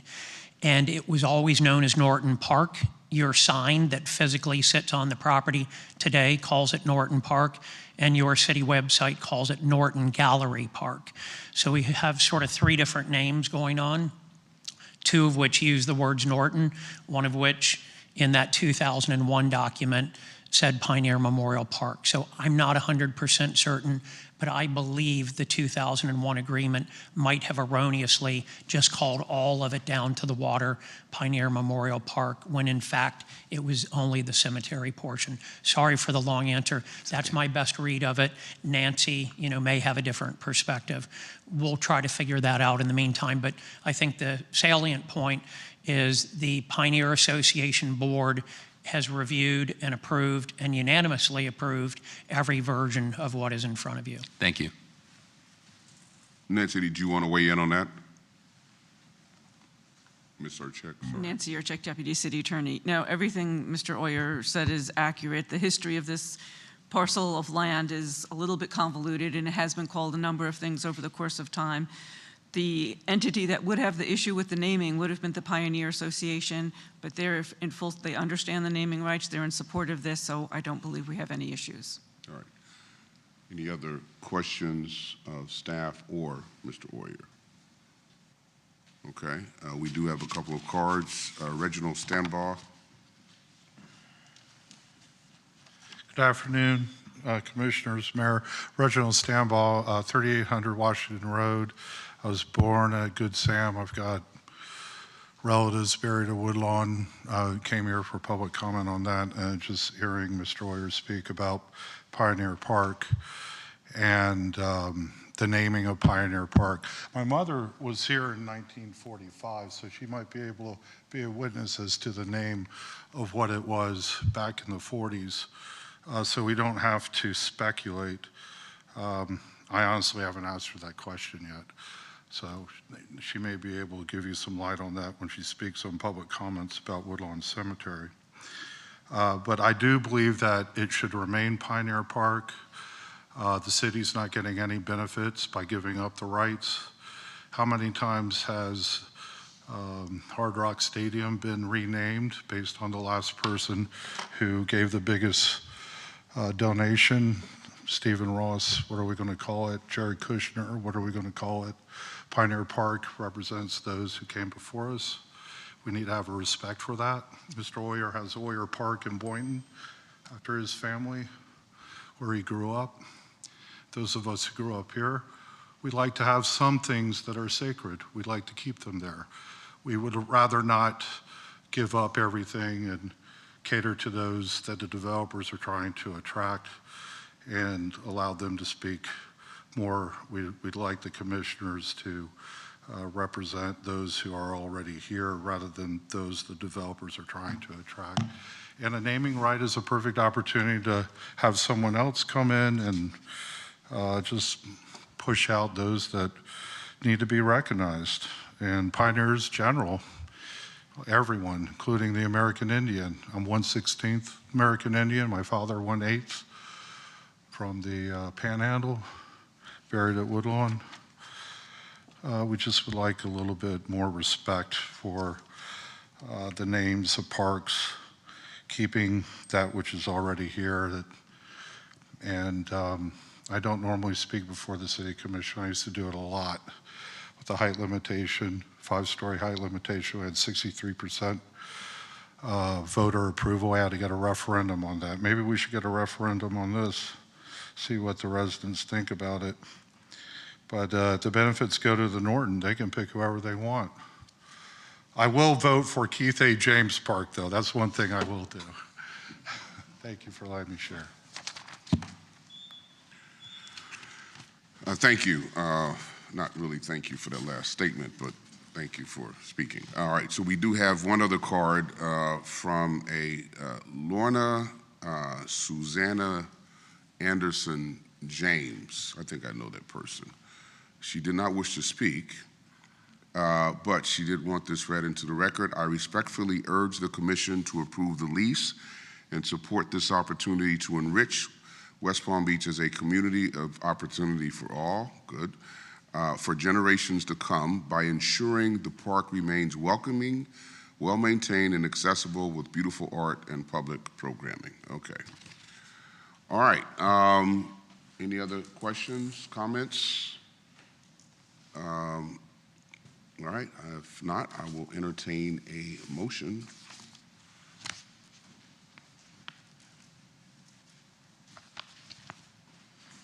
Okay, I move to approve ordinance number 5167-26 on first reading and schedule second reading on April 27th, 2026.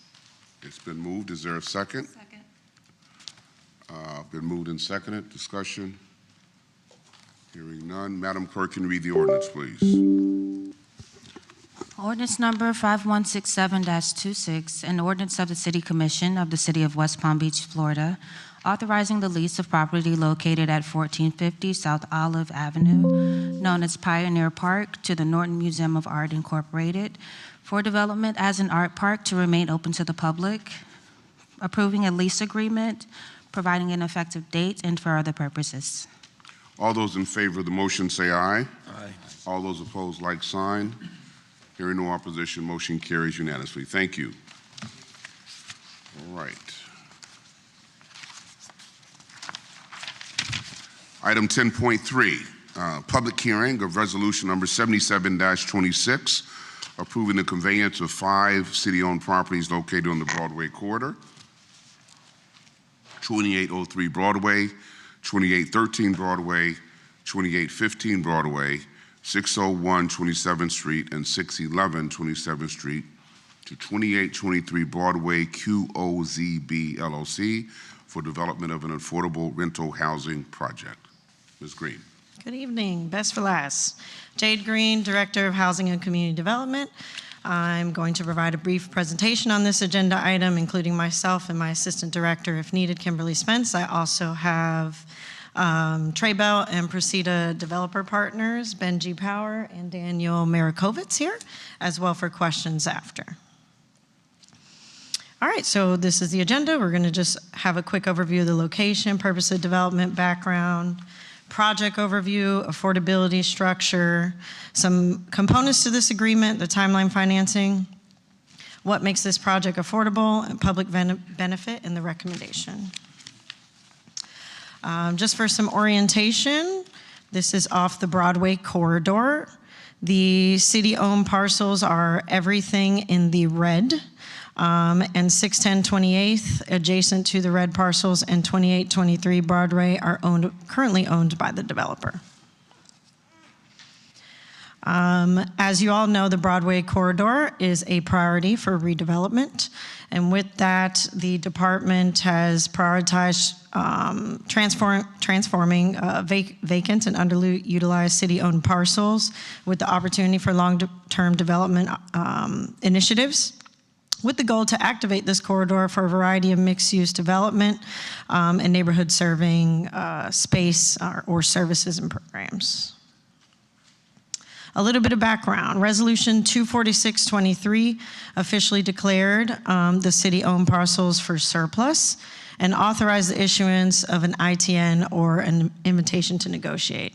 Once the ITN was issued, the developer, as discussed, submitted a proposal on July 24th in 2024 and was selected as the best proposal meeting the city and department goals. After that timeline, because some of you may be wondering why we're here almost 2 years later, the Broadway mixed-use district zoning was adopted in March 17, 2025, under Ordinance 5121-24 and Ordinance 5122-24, providing some zoning amendments, establishing the BMUD regulations, as well to land development regulations and standards. For the corridor to support these mixed-use development projects, offering the opportunity for some higher density, along with zoning for the revitalization goals. Okay, a quick overview of this project on the right. That is a rendering of the proposed project for those parcels. This project will include 151 affordable units, 100% affordable, very rare. The income target for these units will be 30 to 80% area median income, or AMI. The unit mix will include studio, 1 bedrooms and 2 bedrooms.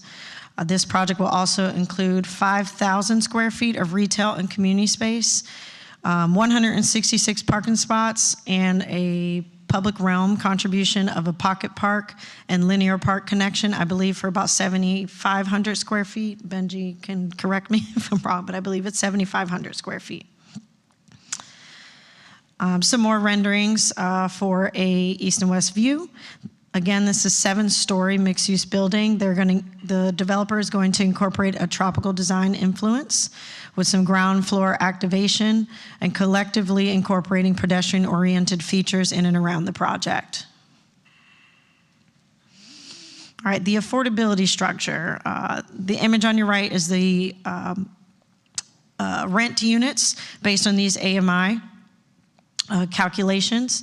They have a 30-year affordability period. And just a breakdown of how they're splitting amongst the units, you're going to have 18% of the affordable units at 30% AMI, 56 at that 50% AMI max, and 26 at the 80% AMI max. The rent range will include $614 to $2,104. I'm so used to saying years, 21, 22, but yes, $2,104. The developer will also be partnering with the West Palm Beach Housing Authority to implement rental assistance demonstration project-based vouchers, which can contribute to the affordability of this project, which can specifically target opportunity to our local workforce here to qualify. Going through the agreement components, these properties were appraised in 2024 at $1.5 million.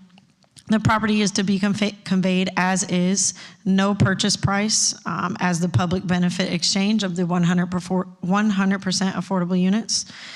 The developer has complete obligation to finance, construct, and operate the project, and any failure will result in a default according to this agreement.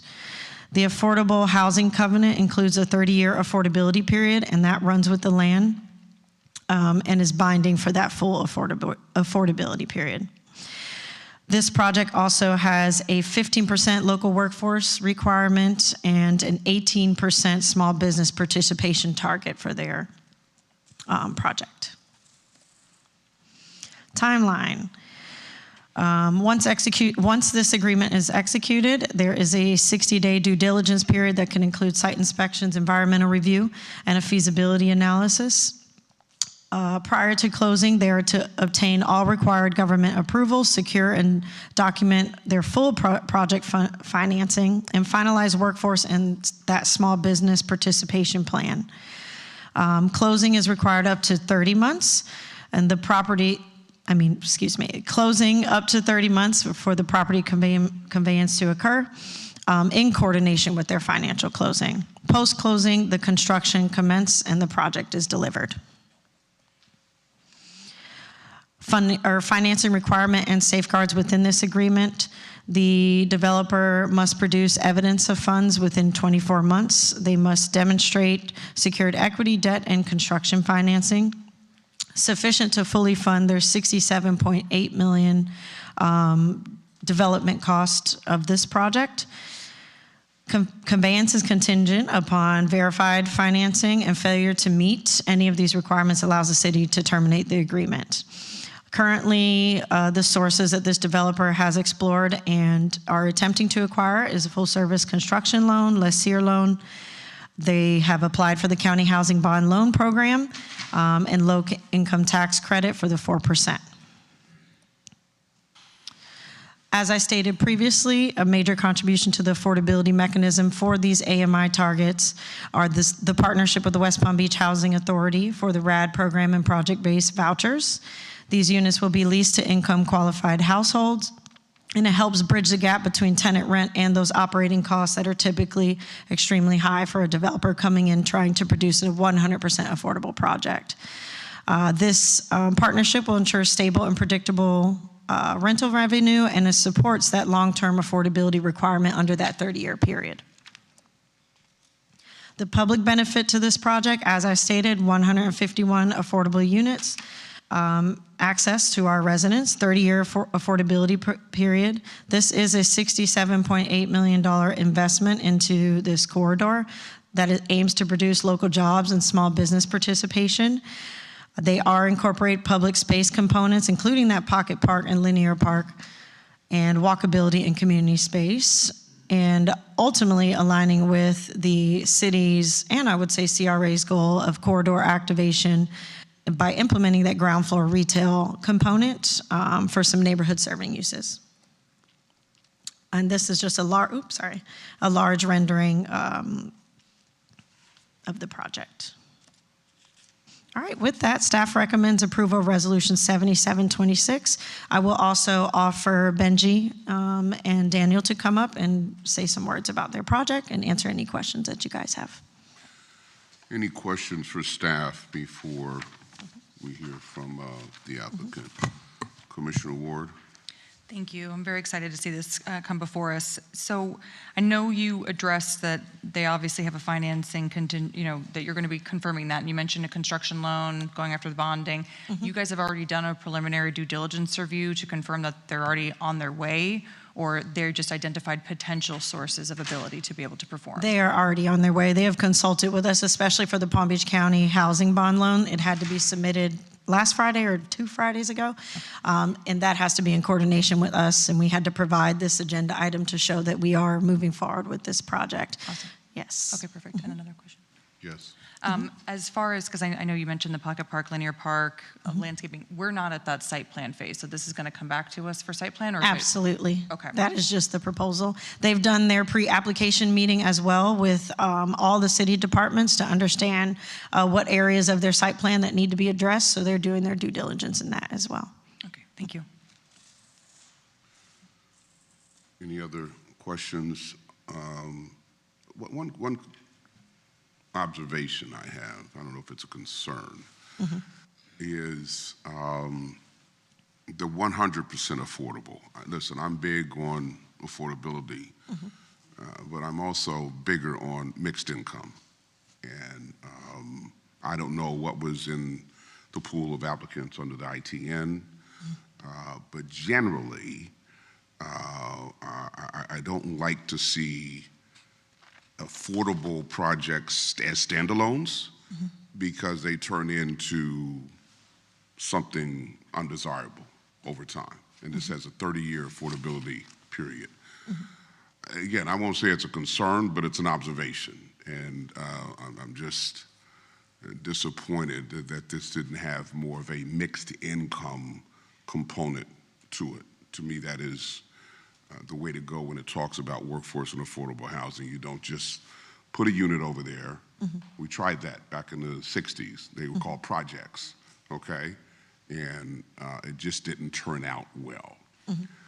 I'm hoping that there are guardrails in place to ensure that the quality of not only the structure itself, but of the tenant pool is such that this can remain a beacon of light. But as a general rule, I don't like 100% affordability projects. Yeah, absolutely. I understand the concern. I would say about this project, what I like about the range is it's addressing the actual workforce income. So 30 to 80% AMI, you're addressing folks, in the 40,000 to 80,000 income range. And that's, the actual working class. I get folks, it. Yeah. I get it.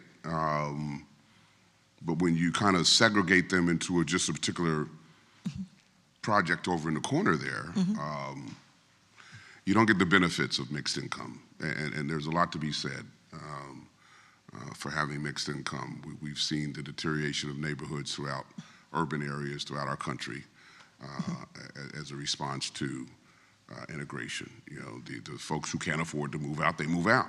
Absolutely. And then you leave those areas to those who are less desirable. So that concerns me, but I'm not going to block this, but I did have to state that for the record.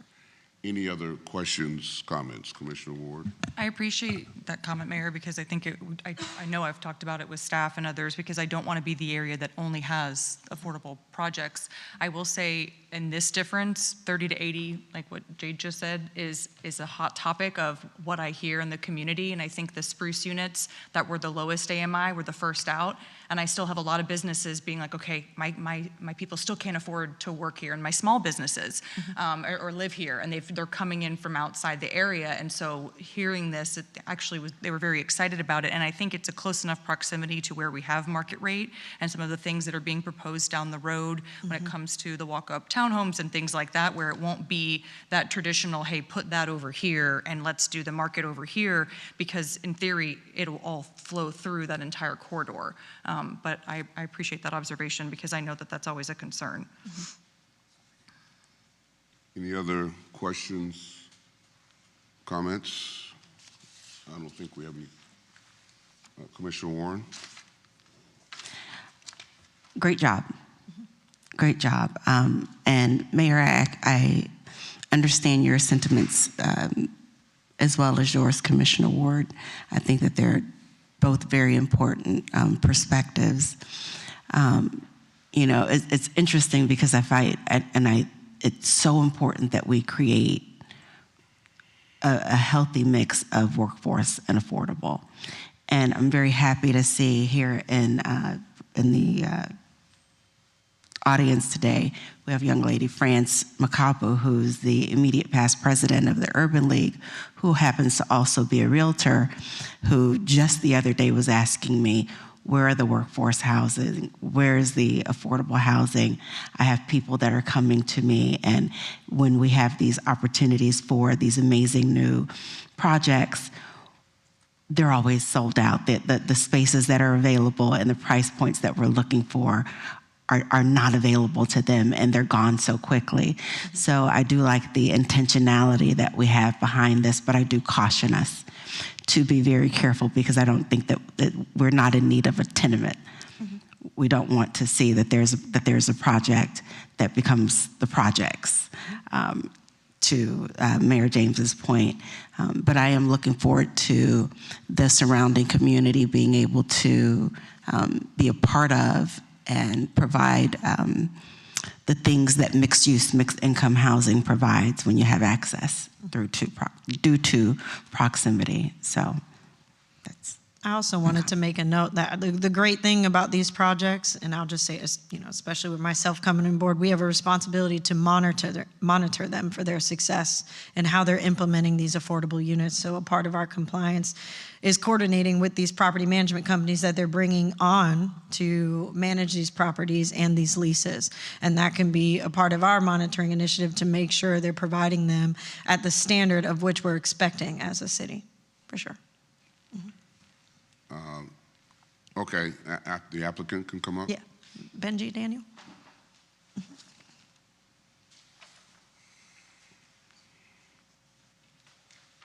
Good afternoon, Commissioners. Good afternoon, Mayor. Thank you very much.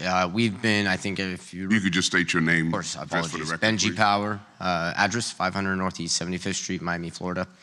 It's been a real pleasure interacting with many of you in the past as we've gotten to know this specific site. One of our teammates is West Palm Beach based, as you just heard my address, Miami based. We're South Florida committed, projects in Miami-Dade and Broward, Palm Beach, and on the west coast of Florida. And as I mentioned, two separate teams, Trey Bell Housing, a very well South Florida entrenched group, and then I'm with the Proceda Development Group out of New York. We have a long track record up in the tri-state area. I'm local from here, joined them. We have a long track record of doing this type of housing, affordable, workforce, mixed income, and many times market rate. So we are 100% sensitive to the different perspectives being expressed. And our intention is to, of course, build a successful project for our companies, but also for the residents who live there and for the neighborhood that surrounds it. So we're open and ready to work with you all in any way possible. So thank you very much for all your time and for your attention. Any questions or comments for the applicant? All right, do we have cards on this item? Okay. There are no cards. If there are no other comments, I'll entertain a motion. I move approval of resolution number 77-26. It's been moved. Is there a second? Speak a little louder. All right, thank you. All right, it's been moved and seconded. Discussion. Hearing none. All those in favor of the motion say aye. Aye. All those opposed, like sign. Hearing no opposition, motion carries unanimously. Thank you. Thank you. Okay, now we will turn to comments from the public. We have cards. Okay. We have a few cards. To call out three names. If you start making your, actually I'm gonna call out all the names. You can start making your way toward the podium. Michael Cleveland, Carolyn Stambaugh, Reginald Stambaugh, and Jason Moore. Michael Cleveland, is he here? He left. Okay, Carolyn Stambaugh.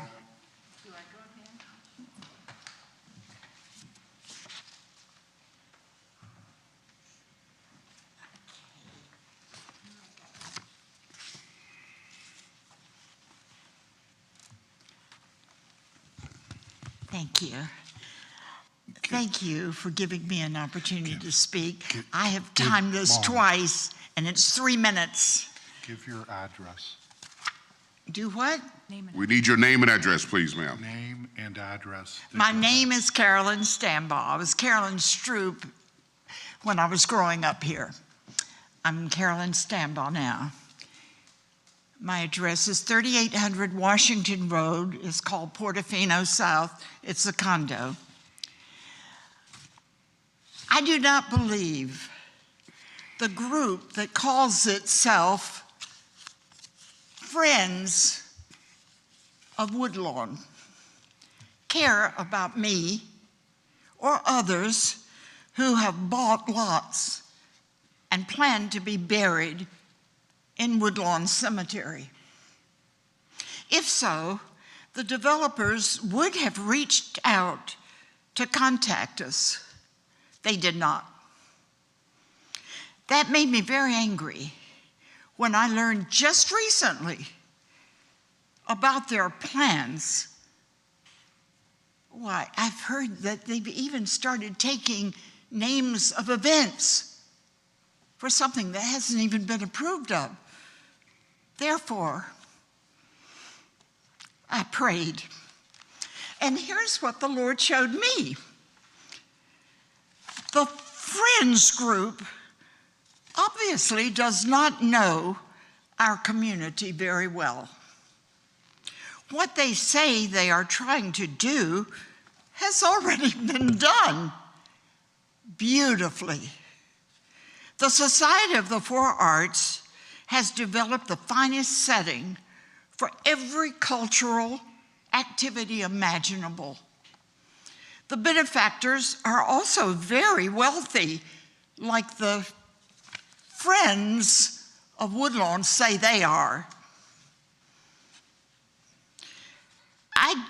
My husband and I joined the Society of Four Arts more than 37 years ago, and it was closed at that time. It was a private establishment. Now it's open to the public, and you do not have to join the society to be entertained by the finest musicians from all over the world.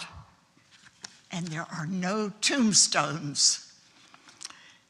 They are way ahead of the Friends of Woodlawn, so-called Friends of Woodlawn. In the fifth commandment of the 10 that are given in Exodus 20, we are told to honor thy father and thy mother. That's what the pioneers and those of us who are following are trying to do. I'm sorry, we've got to cut you off. I'll defer my time to her. No, we don't do that. We don't do that. We don't do that? No. Okay. Got no problem. Thank you. I'll finish it off. Okay, for her. that's fine. I'll read the rest. Okay. Okay, here it is. Mayor, Thank you. Right here. you show me. Right here. Start here with Okay. we. My mother's 93 years old. No, I This is knew- the we- first I- time. yeah, This is my time now. My 3 minutes. No. She's Just state 93 years your- old. Miss West Palm Beach, cut the ribbon for Channel 5. This is the first time she's been here at City Hall. It was Birdine's, her first job. We want to stay focused on the purpose of the gift given by Henry Flagler to bury the dead with dignity. It has a beautiful historic archway that leads into the graveyard. Having seen what the Friends group wants to do with disc-shaped concrete objects just inside, there's no question that it would destroy the fine impression that the entrance now gives.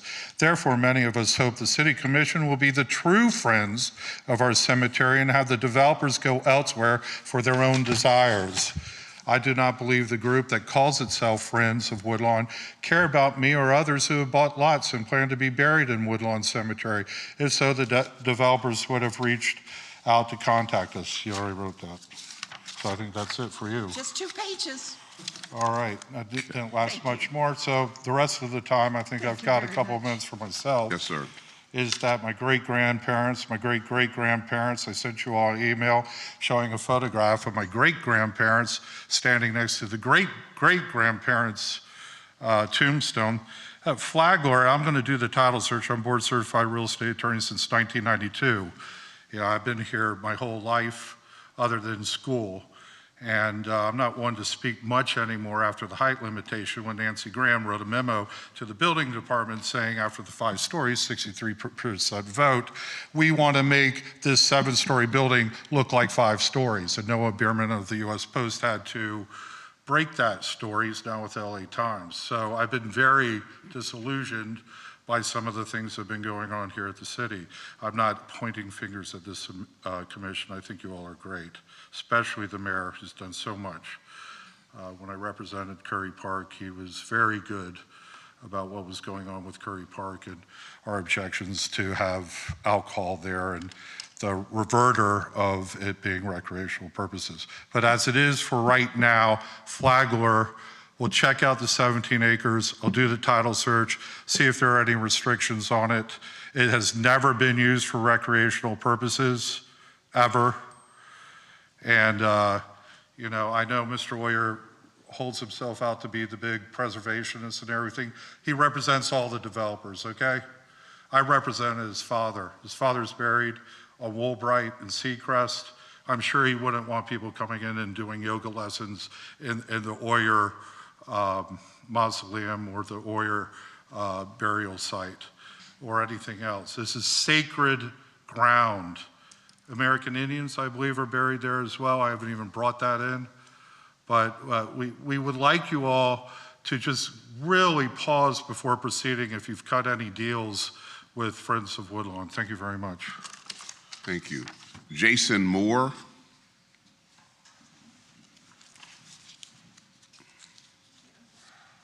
Hi, Jason Moore, 1050 Blanche Street, West Palm Beach. I was on my way home taking the Tri-Rail and watching the previous CRA meeting and just felt compelled to give my thoughts here. I believe the future of West Palm Beach walkability, bikeability, and transit use may be in danger if we continue on providing more and more parking throughout the city. Dramatic, I know. With examples like the approved Palm Beach Atlantic Dorm parking garage, yes, the city did get it reduced. The North developer providing over parking in the previous CRA meeting, the surface parking lot in the preliminary plans for the new Publix grocery store, and now the temporary surface parking for the maintenance of a parking garage in the city, in the center of downtown. The city's continued reliance and continued wanting of more car storage will not make the city of West Palm Beach the walkable, bikeable transit city that it can be. If the city was to make use of the private and county-owned parking garages throughout the city with shared parking policies, then surface parking lots and new parking podiums, especially downtown, wouldn't be needed. The county-owned convention center with 2,000 spots is a great example, as well as the court parking garage on Rosemary. Listening to this recent CRA meeting, I wish the city was as concerned with making it more easy to get around the city, not relying on cars, than having more car storage. You keep building more and more and more car storage, you're going to get more and more and more traffic and congestion. So the sooner the city implements shared use parking, remove costly parking mandates, and have parking maximums citywide, and actually advocates and implements more protected bike lanes and more frequent buses with bus-only lanes, and makes streets safer for all ages and abilities, then West Palm Beach can actually be a world-class city. Thank you. Thank you. Okay, that's all the cards. So now we'll turn to comments from the dais, and we'll begin with you, President Peduzzi.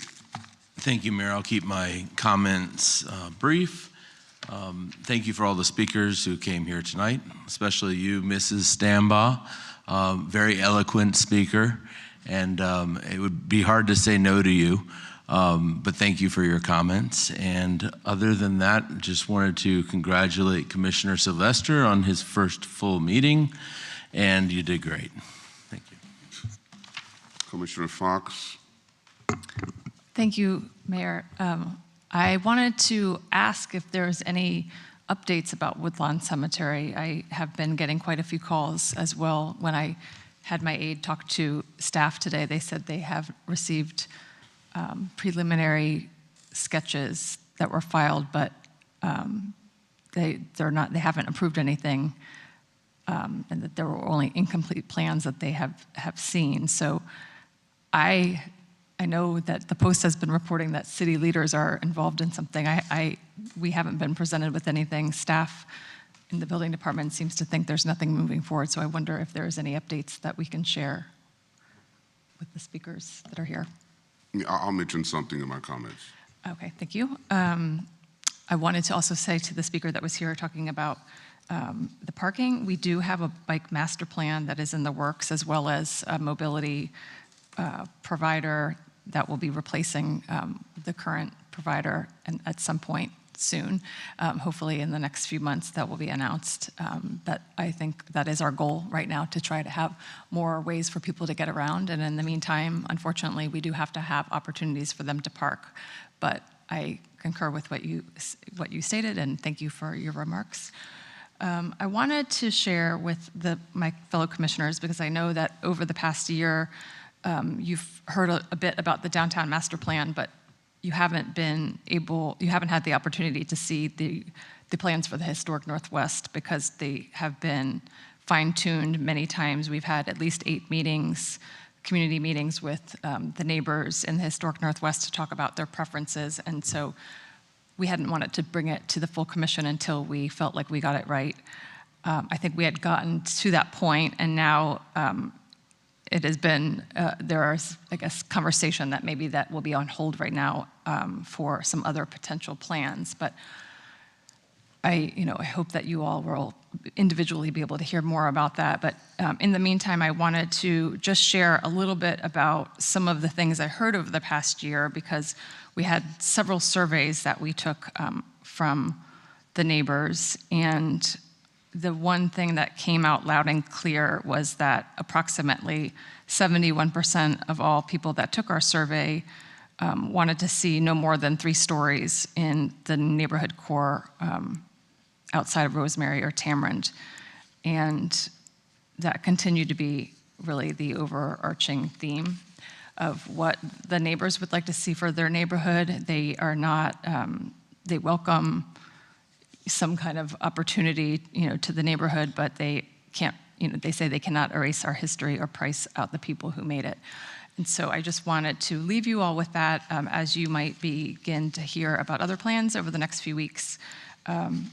Hopefully the same commitment to community outreach will continue to go forward with any new plans, considering that we've had at least 8 meetings with them to hear their concerns, and I certainly want them to think that we were listening, because we were. And that's all I have for tonight, but Steve, welcome. Glad to have you here. Commissioner Sylvester. Well, I can figure out how to use this now.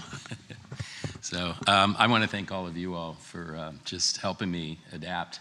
And I really want to thank everyone for the swearing in. That was better than any surprise party or anything. It was awesome. And I hope I can make a difference up here. Since I've been elected in the past week, I've been to several community events and neighborhood meetings, and I want to get out there, and I want everyone to feel that they're being heard. So I do encourage you to contact me, email me, let me know what's going on if I don't already know, and I am here to serve you all. So also, I had the opportunity to visit Roosevelt Middle School for FPNL's donation for the classroom for esports, which I found fascinating. And we really have a great community. We look at this and all these public-private partnerships and everything are really helping us grow. I grew up here. I love the city, but boy, the way we are just coming around now, and in a lot of good ways. So we just want to keep open on a lot of items, and we want to be sensitive to others that may have vested interests in areas that we don't want. We want to preserve our history. I do want to comment on one of my neighbors who just recently passed away.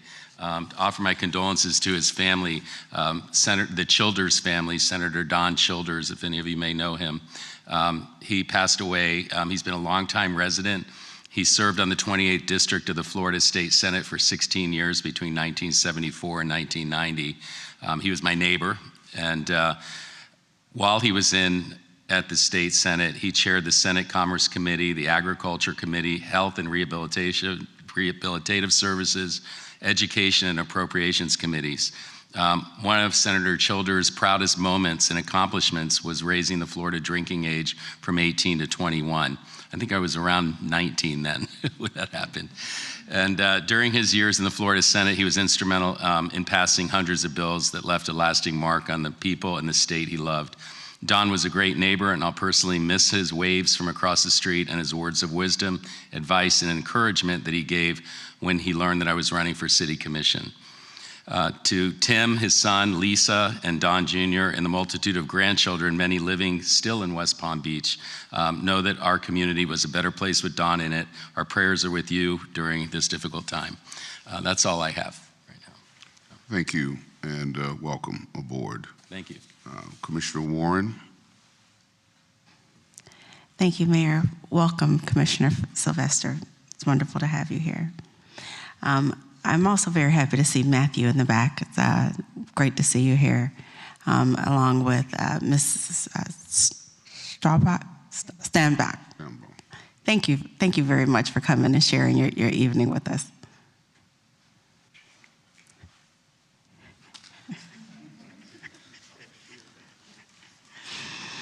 I believe we're also going to talk about committees and what we're going to do with the committees. So we'll have that discussion as well. But I would like to say that I want to acknowledge the life and the legacy of my very, very good friend, Leontine, that I recently lost, that the community recently lost. If all of us in this room did a Wordle and everybody just said something that we thought was an amazing characteristic of a friend, that Wordle would turn into a picture of Leontine. She was incredible in every way. She was an amazing friend, a confidant, someone who was your friend in real life. And I am just thinking of the breakfast that we would have that would last for 4 hours and end up being a lunch because we were talking so much and we had unlimited mimosas and we would just be there until the restaurant wanted to tell us we needed to go. But the entire times that we would spend would be filled with laughs and giggles and cries and just conversations about everything under the sun. And those conversations were safe. They were in a safe place. Leo was just a friend to everyone. And I remember when I ran for office and I was going out on the day of the election and I was going to different sites. And the very first site that I went to, one of the first people that I saw was Leontine there with her Elect Shalonda Warren sign. She didn't tell me she was going to be there. I didn't know. She was just there, and that was just who she was. I want to just share the last post that Leo made on Facebook. And it was, row, row, row your boat gently down the stream. Merrily, merrily, merrily, merrily, life is but a dream. And I wondered why she would post a nursery rhyme, and I just want to share with everyone what it says. And it's a nursery rhyme that serves as a metaphor for a peaceful and mindful life. It emphasizes taking control of one's own journey, which is your boat, and moving it calmly through life's challenges, gently down the stream. Maintaining a positive, joyful attitude, merrily, and accepting the transient nature of life. Life is but a dream. So I just want to say that, Leo, you are loved. You will always be loved. You will always be an amazing friend, and I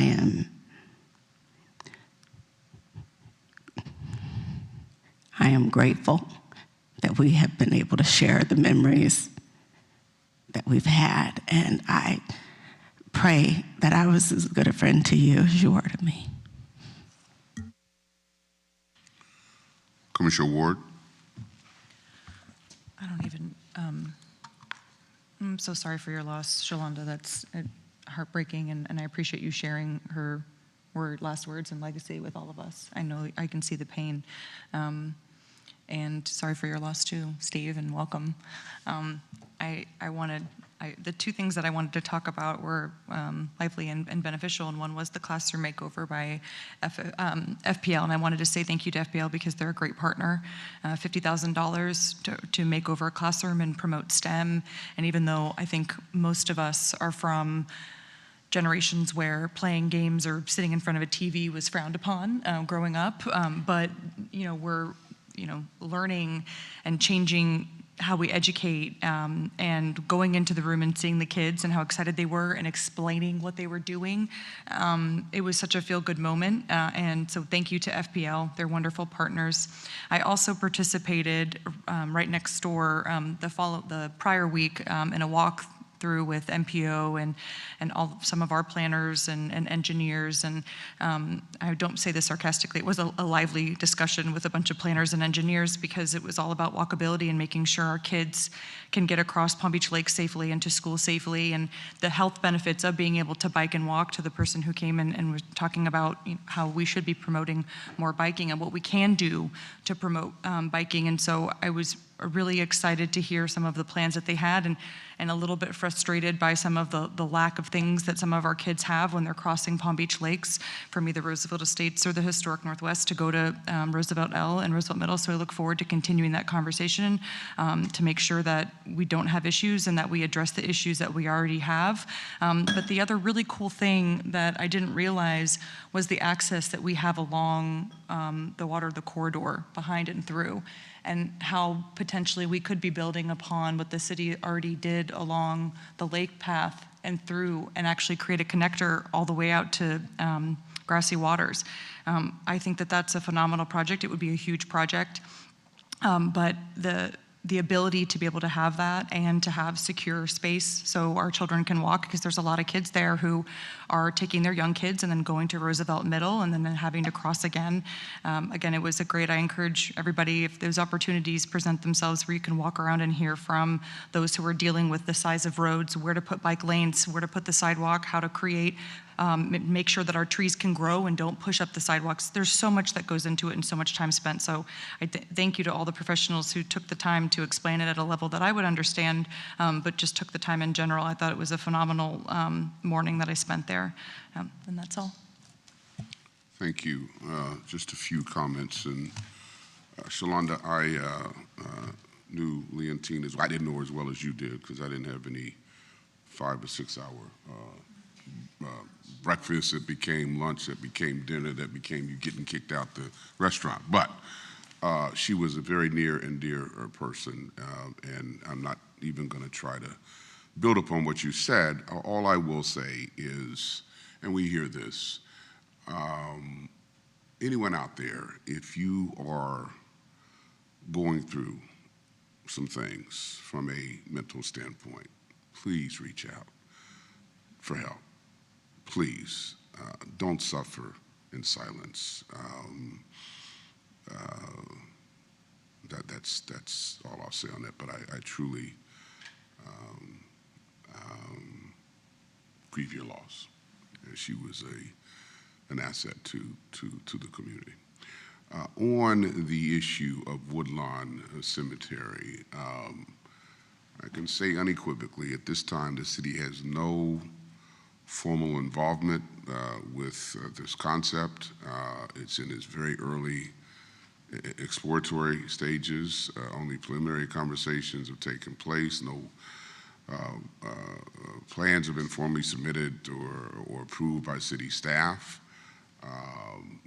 The organization has certainly expressed an interest in beautification efforts, but you know, I met with them, and my meeting with them was to hear the concept, but I also told them, work on budget, but even before they needed to get involved with community engagement and speak to the community. And so that's where I left it. And I've not heard anything from them.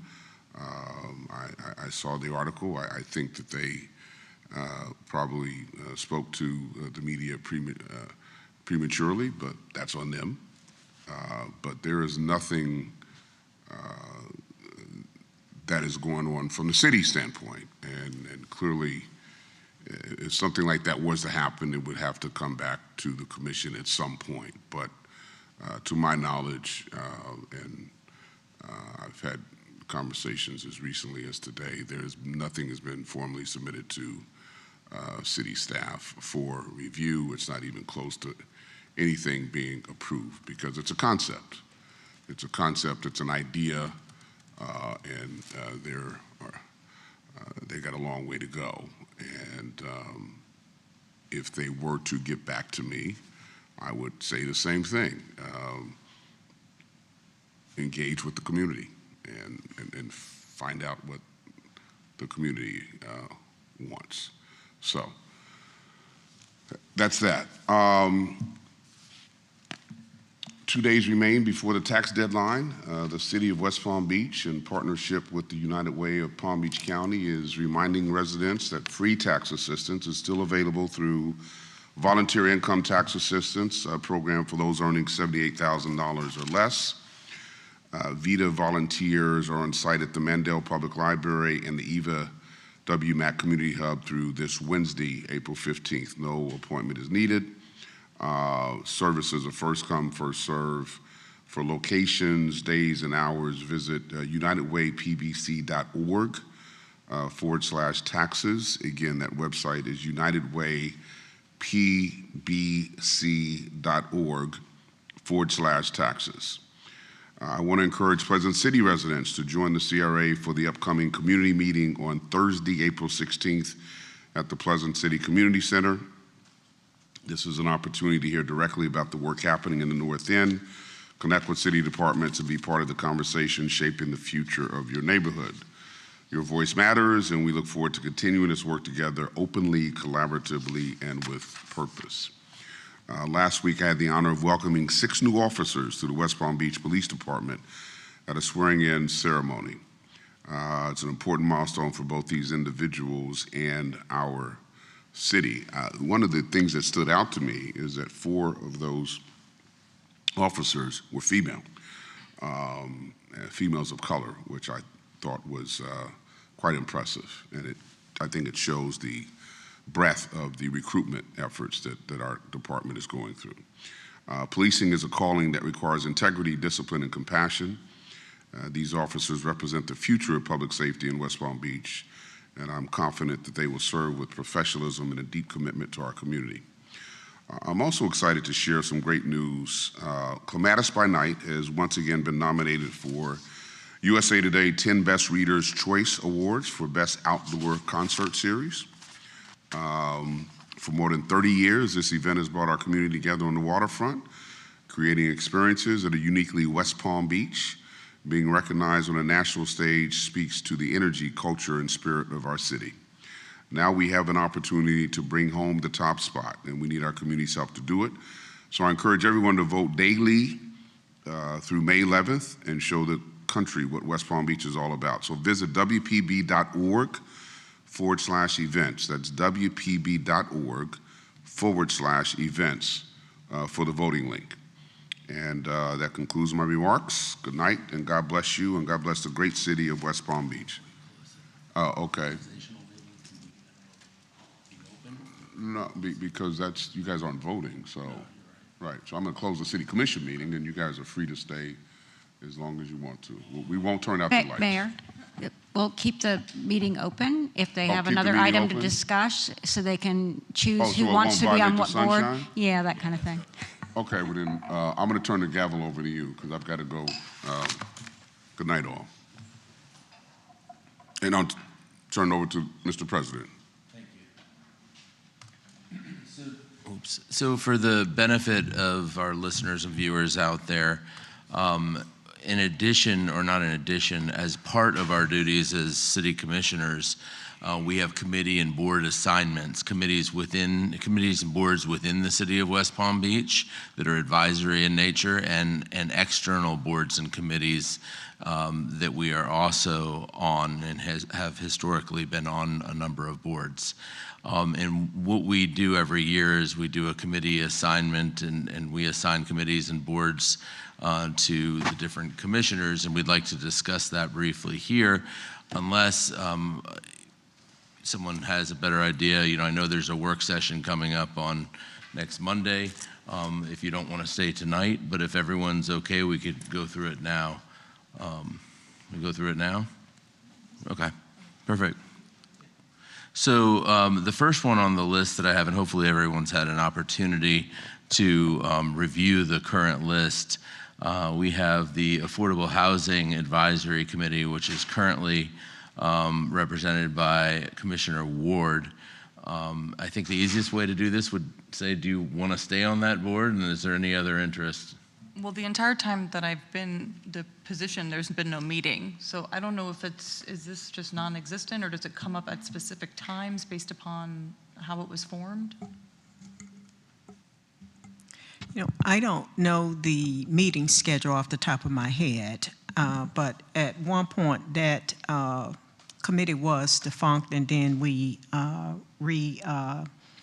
energized it, so it should be functioning because it is a requirement of our SHIP housing plan. So I just need to find out. Well, and I know I had understood that. I just have never had anybody, anyone reach out, anyone tell myself or my aide when it was meeting or anything. Usually that's what happens. So if that's the case, then it's just a miscommunication. And I can still, given that I am the liaison for the Housing Authority, I'm fine continuing it because it overlaps, unless somebody else is like, hey, no, I really want this, then I'm happy to relinquish it. Thank you. Does anyone have any objection to Commissioner Ward remaining on there? Or Commissioner Warren, do you have something to say?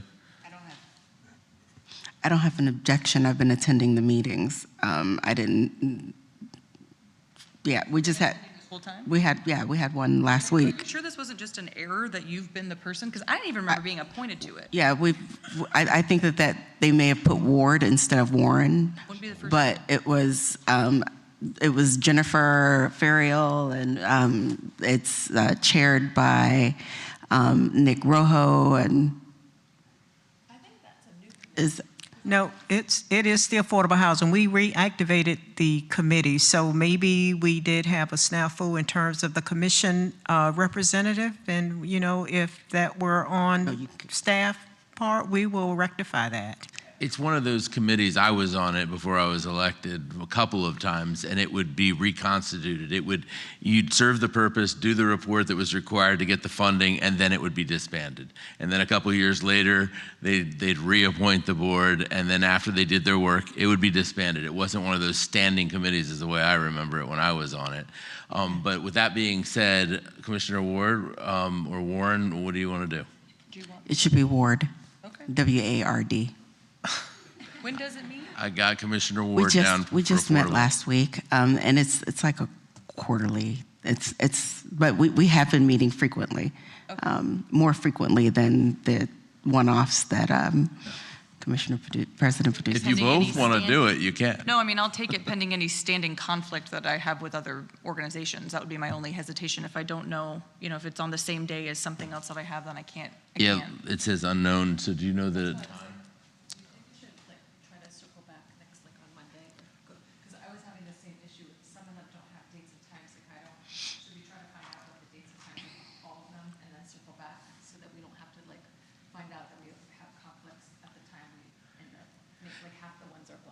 I think it might be a better idea at this point, considering the time, and that we could probably spend a lot of time trying to figure out when these committees meet and the timing.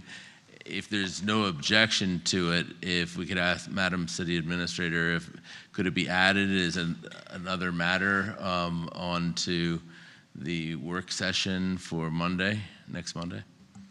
Yes, Mr. President. Does anyone have an objection to that, Commissioner? Commissioner Ward, Warren. I'm looking at both of you, and it is confusing. Everybody has a hard time. Could we then either get either coordination with the aides and just make sure that even the outside agencies have the accurate meeting time and place, frequency, because that whole area, we don't have that. So I don't know when some of these things meet. It looks like our internal ones, other than the Affordable Housing Committee, all have except the Golf Advisory Committee. Is that even existing? And I don't think the Golf Advisory Committee is even in existence. We disbanded. Yeah, that was disbanded a while while ago. ago. The one that our office has, I think, is not up to date. And so I don't know what coordination needs to be made with either legal or with administration to just make sure that we have the most updated list and meeting times in place. You can certainly send the list to me, and we'll compare it to the active boards and committees that we see on the boards and committees list. And then I can get with Ms. Johnson to see if there's any others that she's aware of that I'm not. Okay, perfect. Thank you. And if we could reach out to, there's a couple on here, like Palm Beach County Criminal Justice Committee Reentry Task Force. I think that was in existence for my first year or two. And then I believe it was been disbanded for years now. So I guess it probably would make sense for us to firm up this list. And as long as no commissioner has an objection to continuing this at the work session next Monday, we'll go ahead and do that. Anyone have any objection to doing that? Okay, then we will close this meeting of the City Commission and the special organization, and the organization meeting at 7:31 p.m.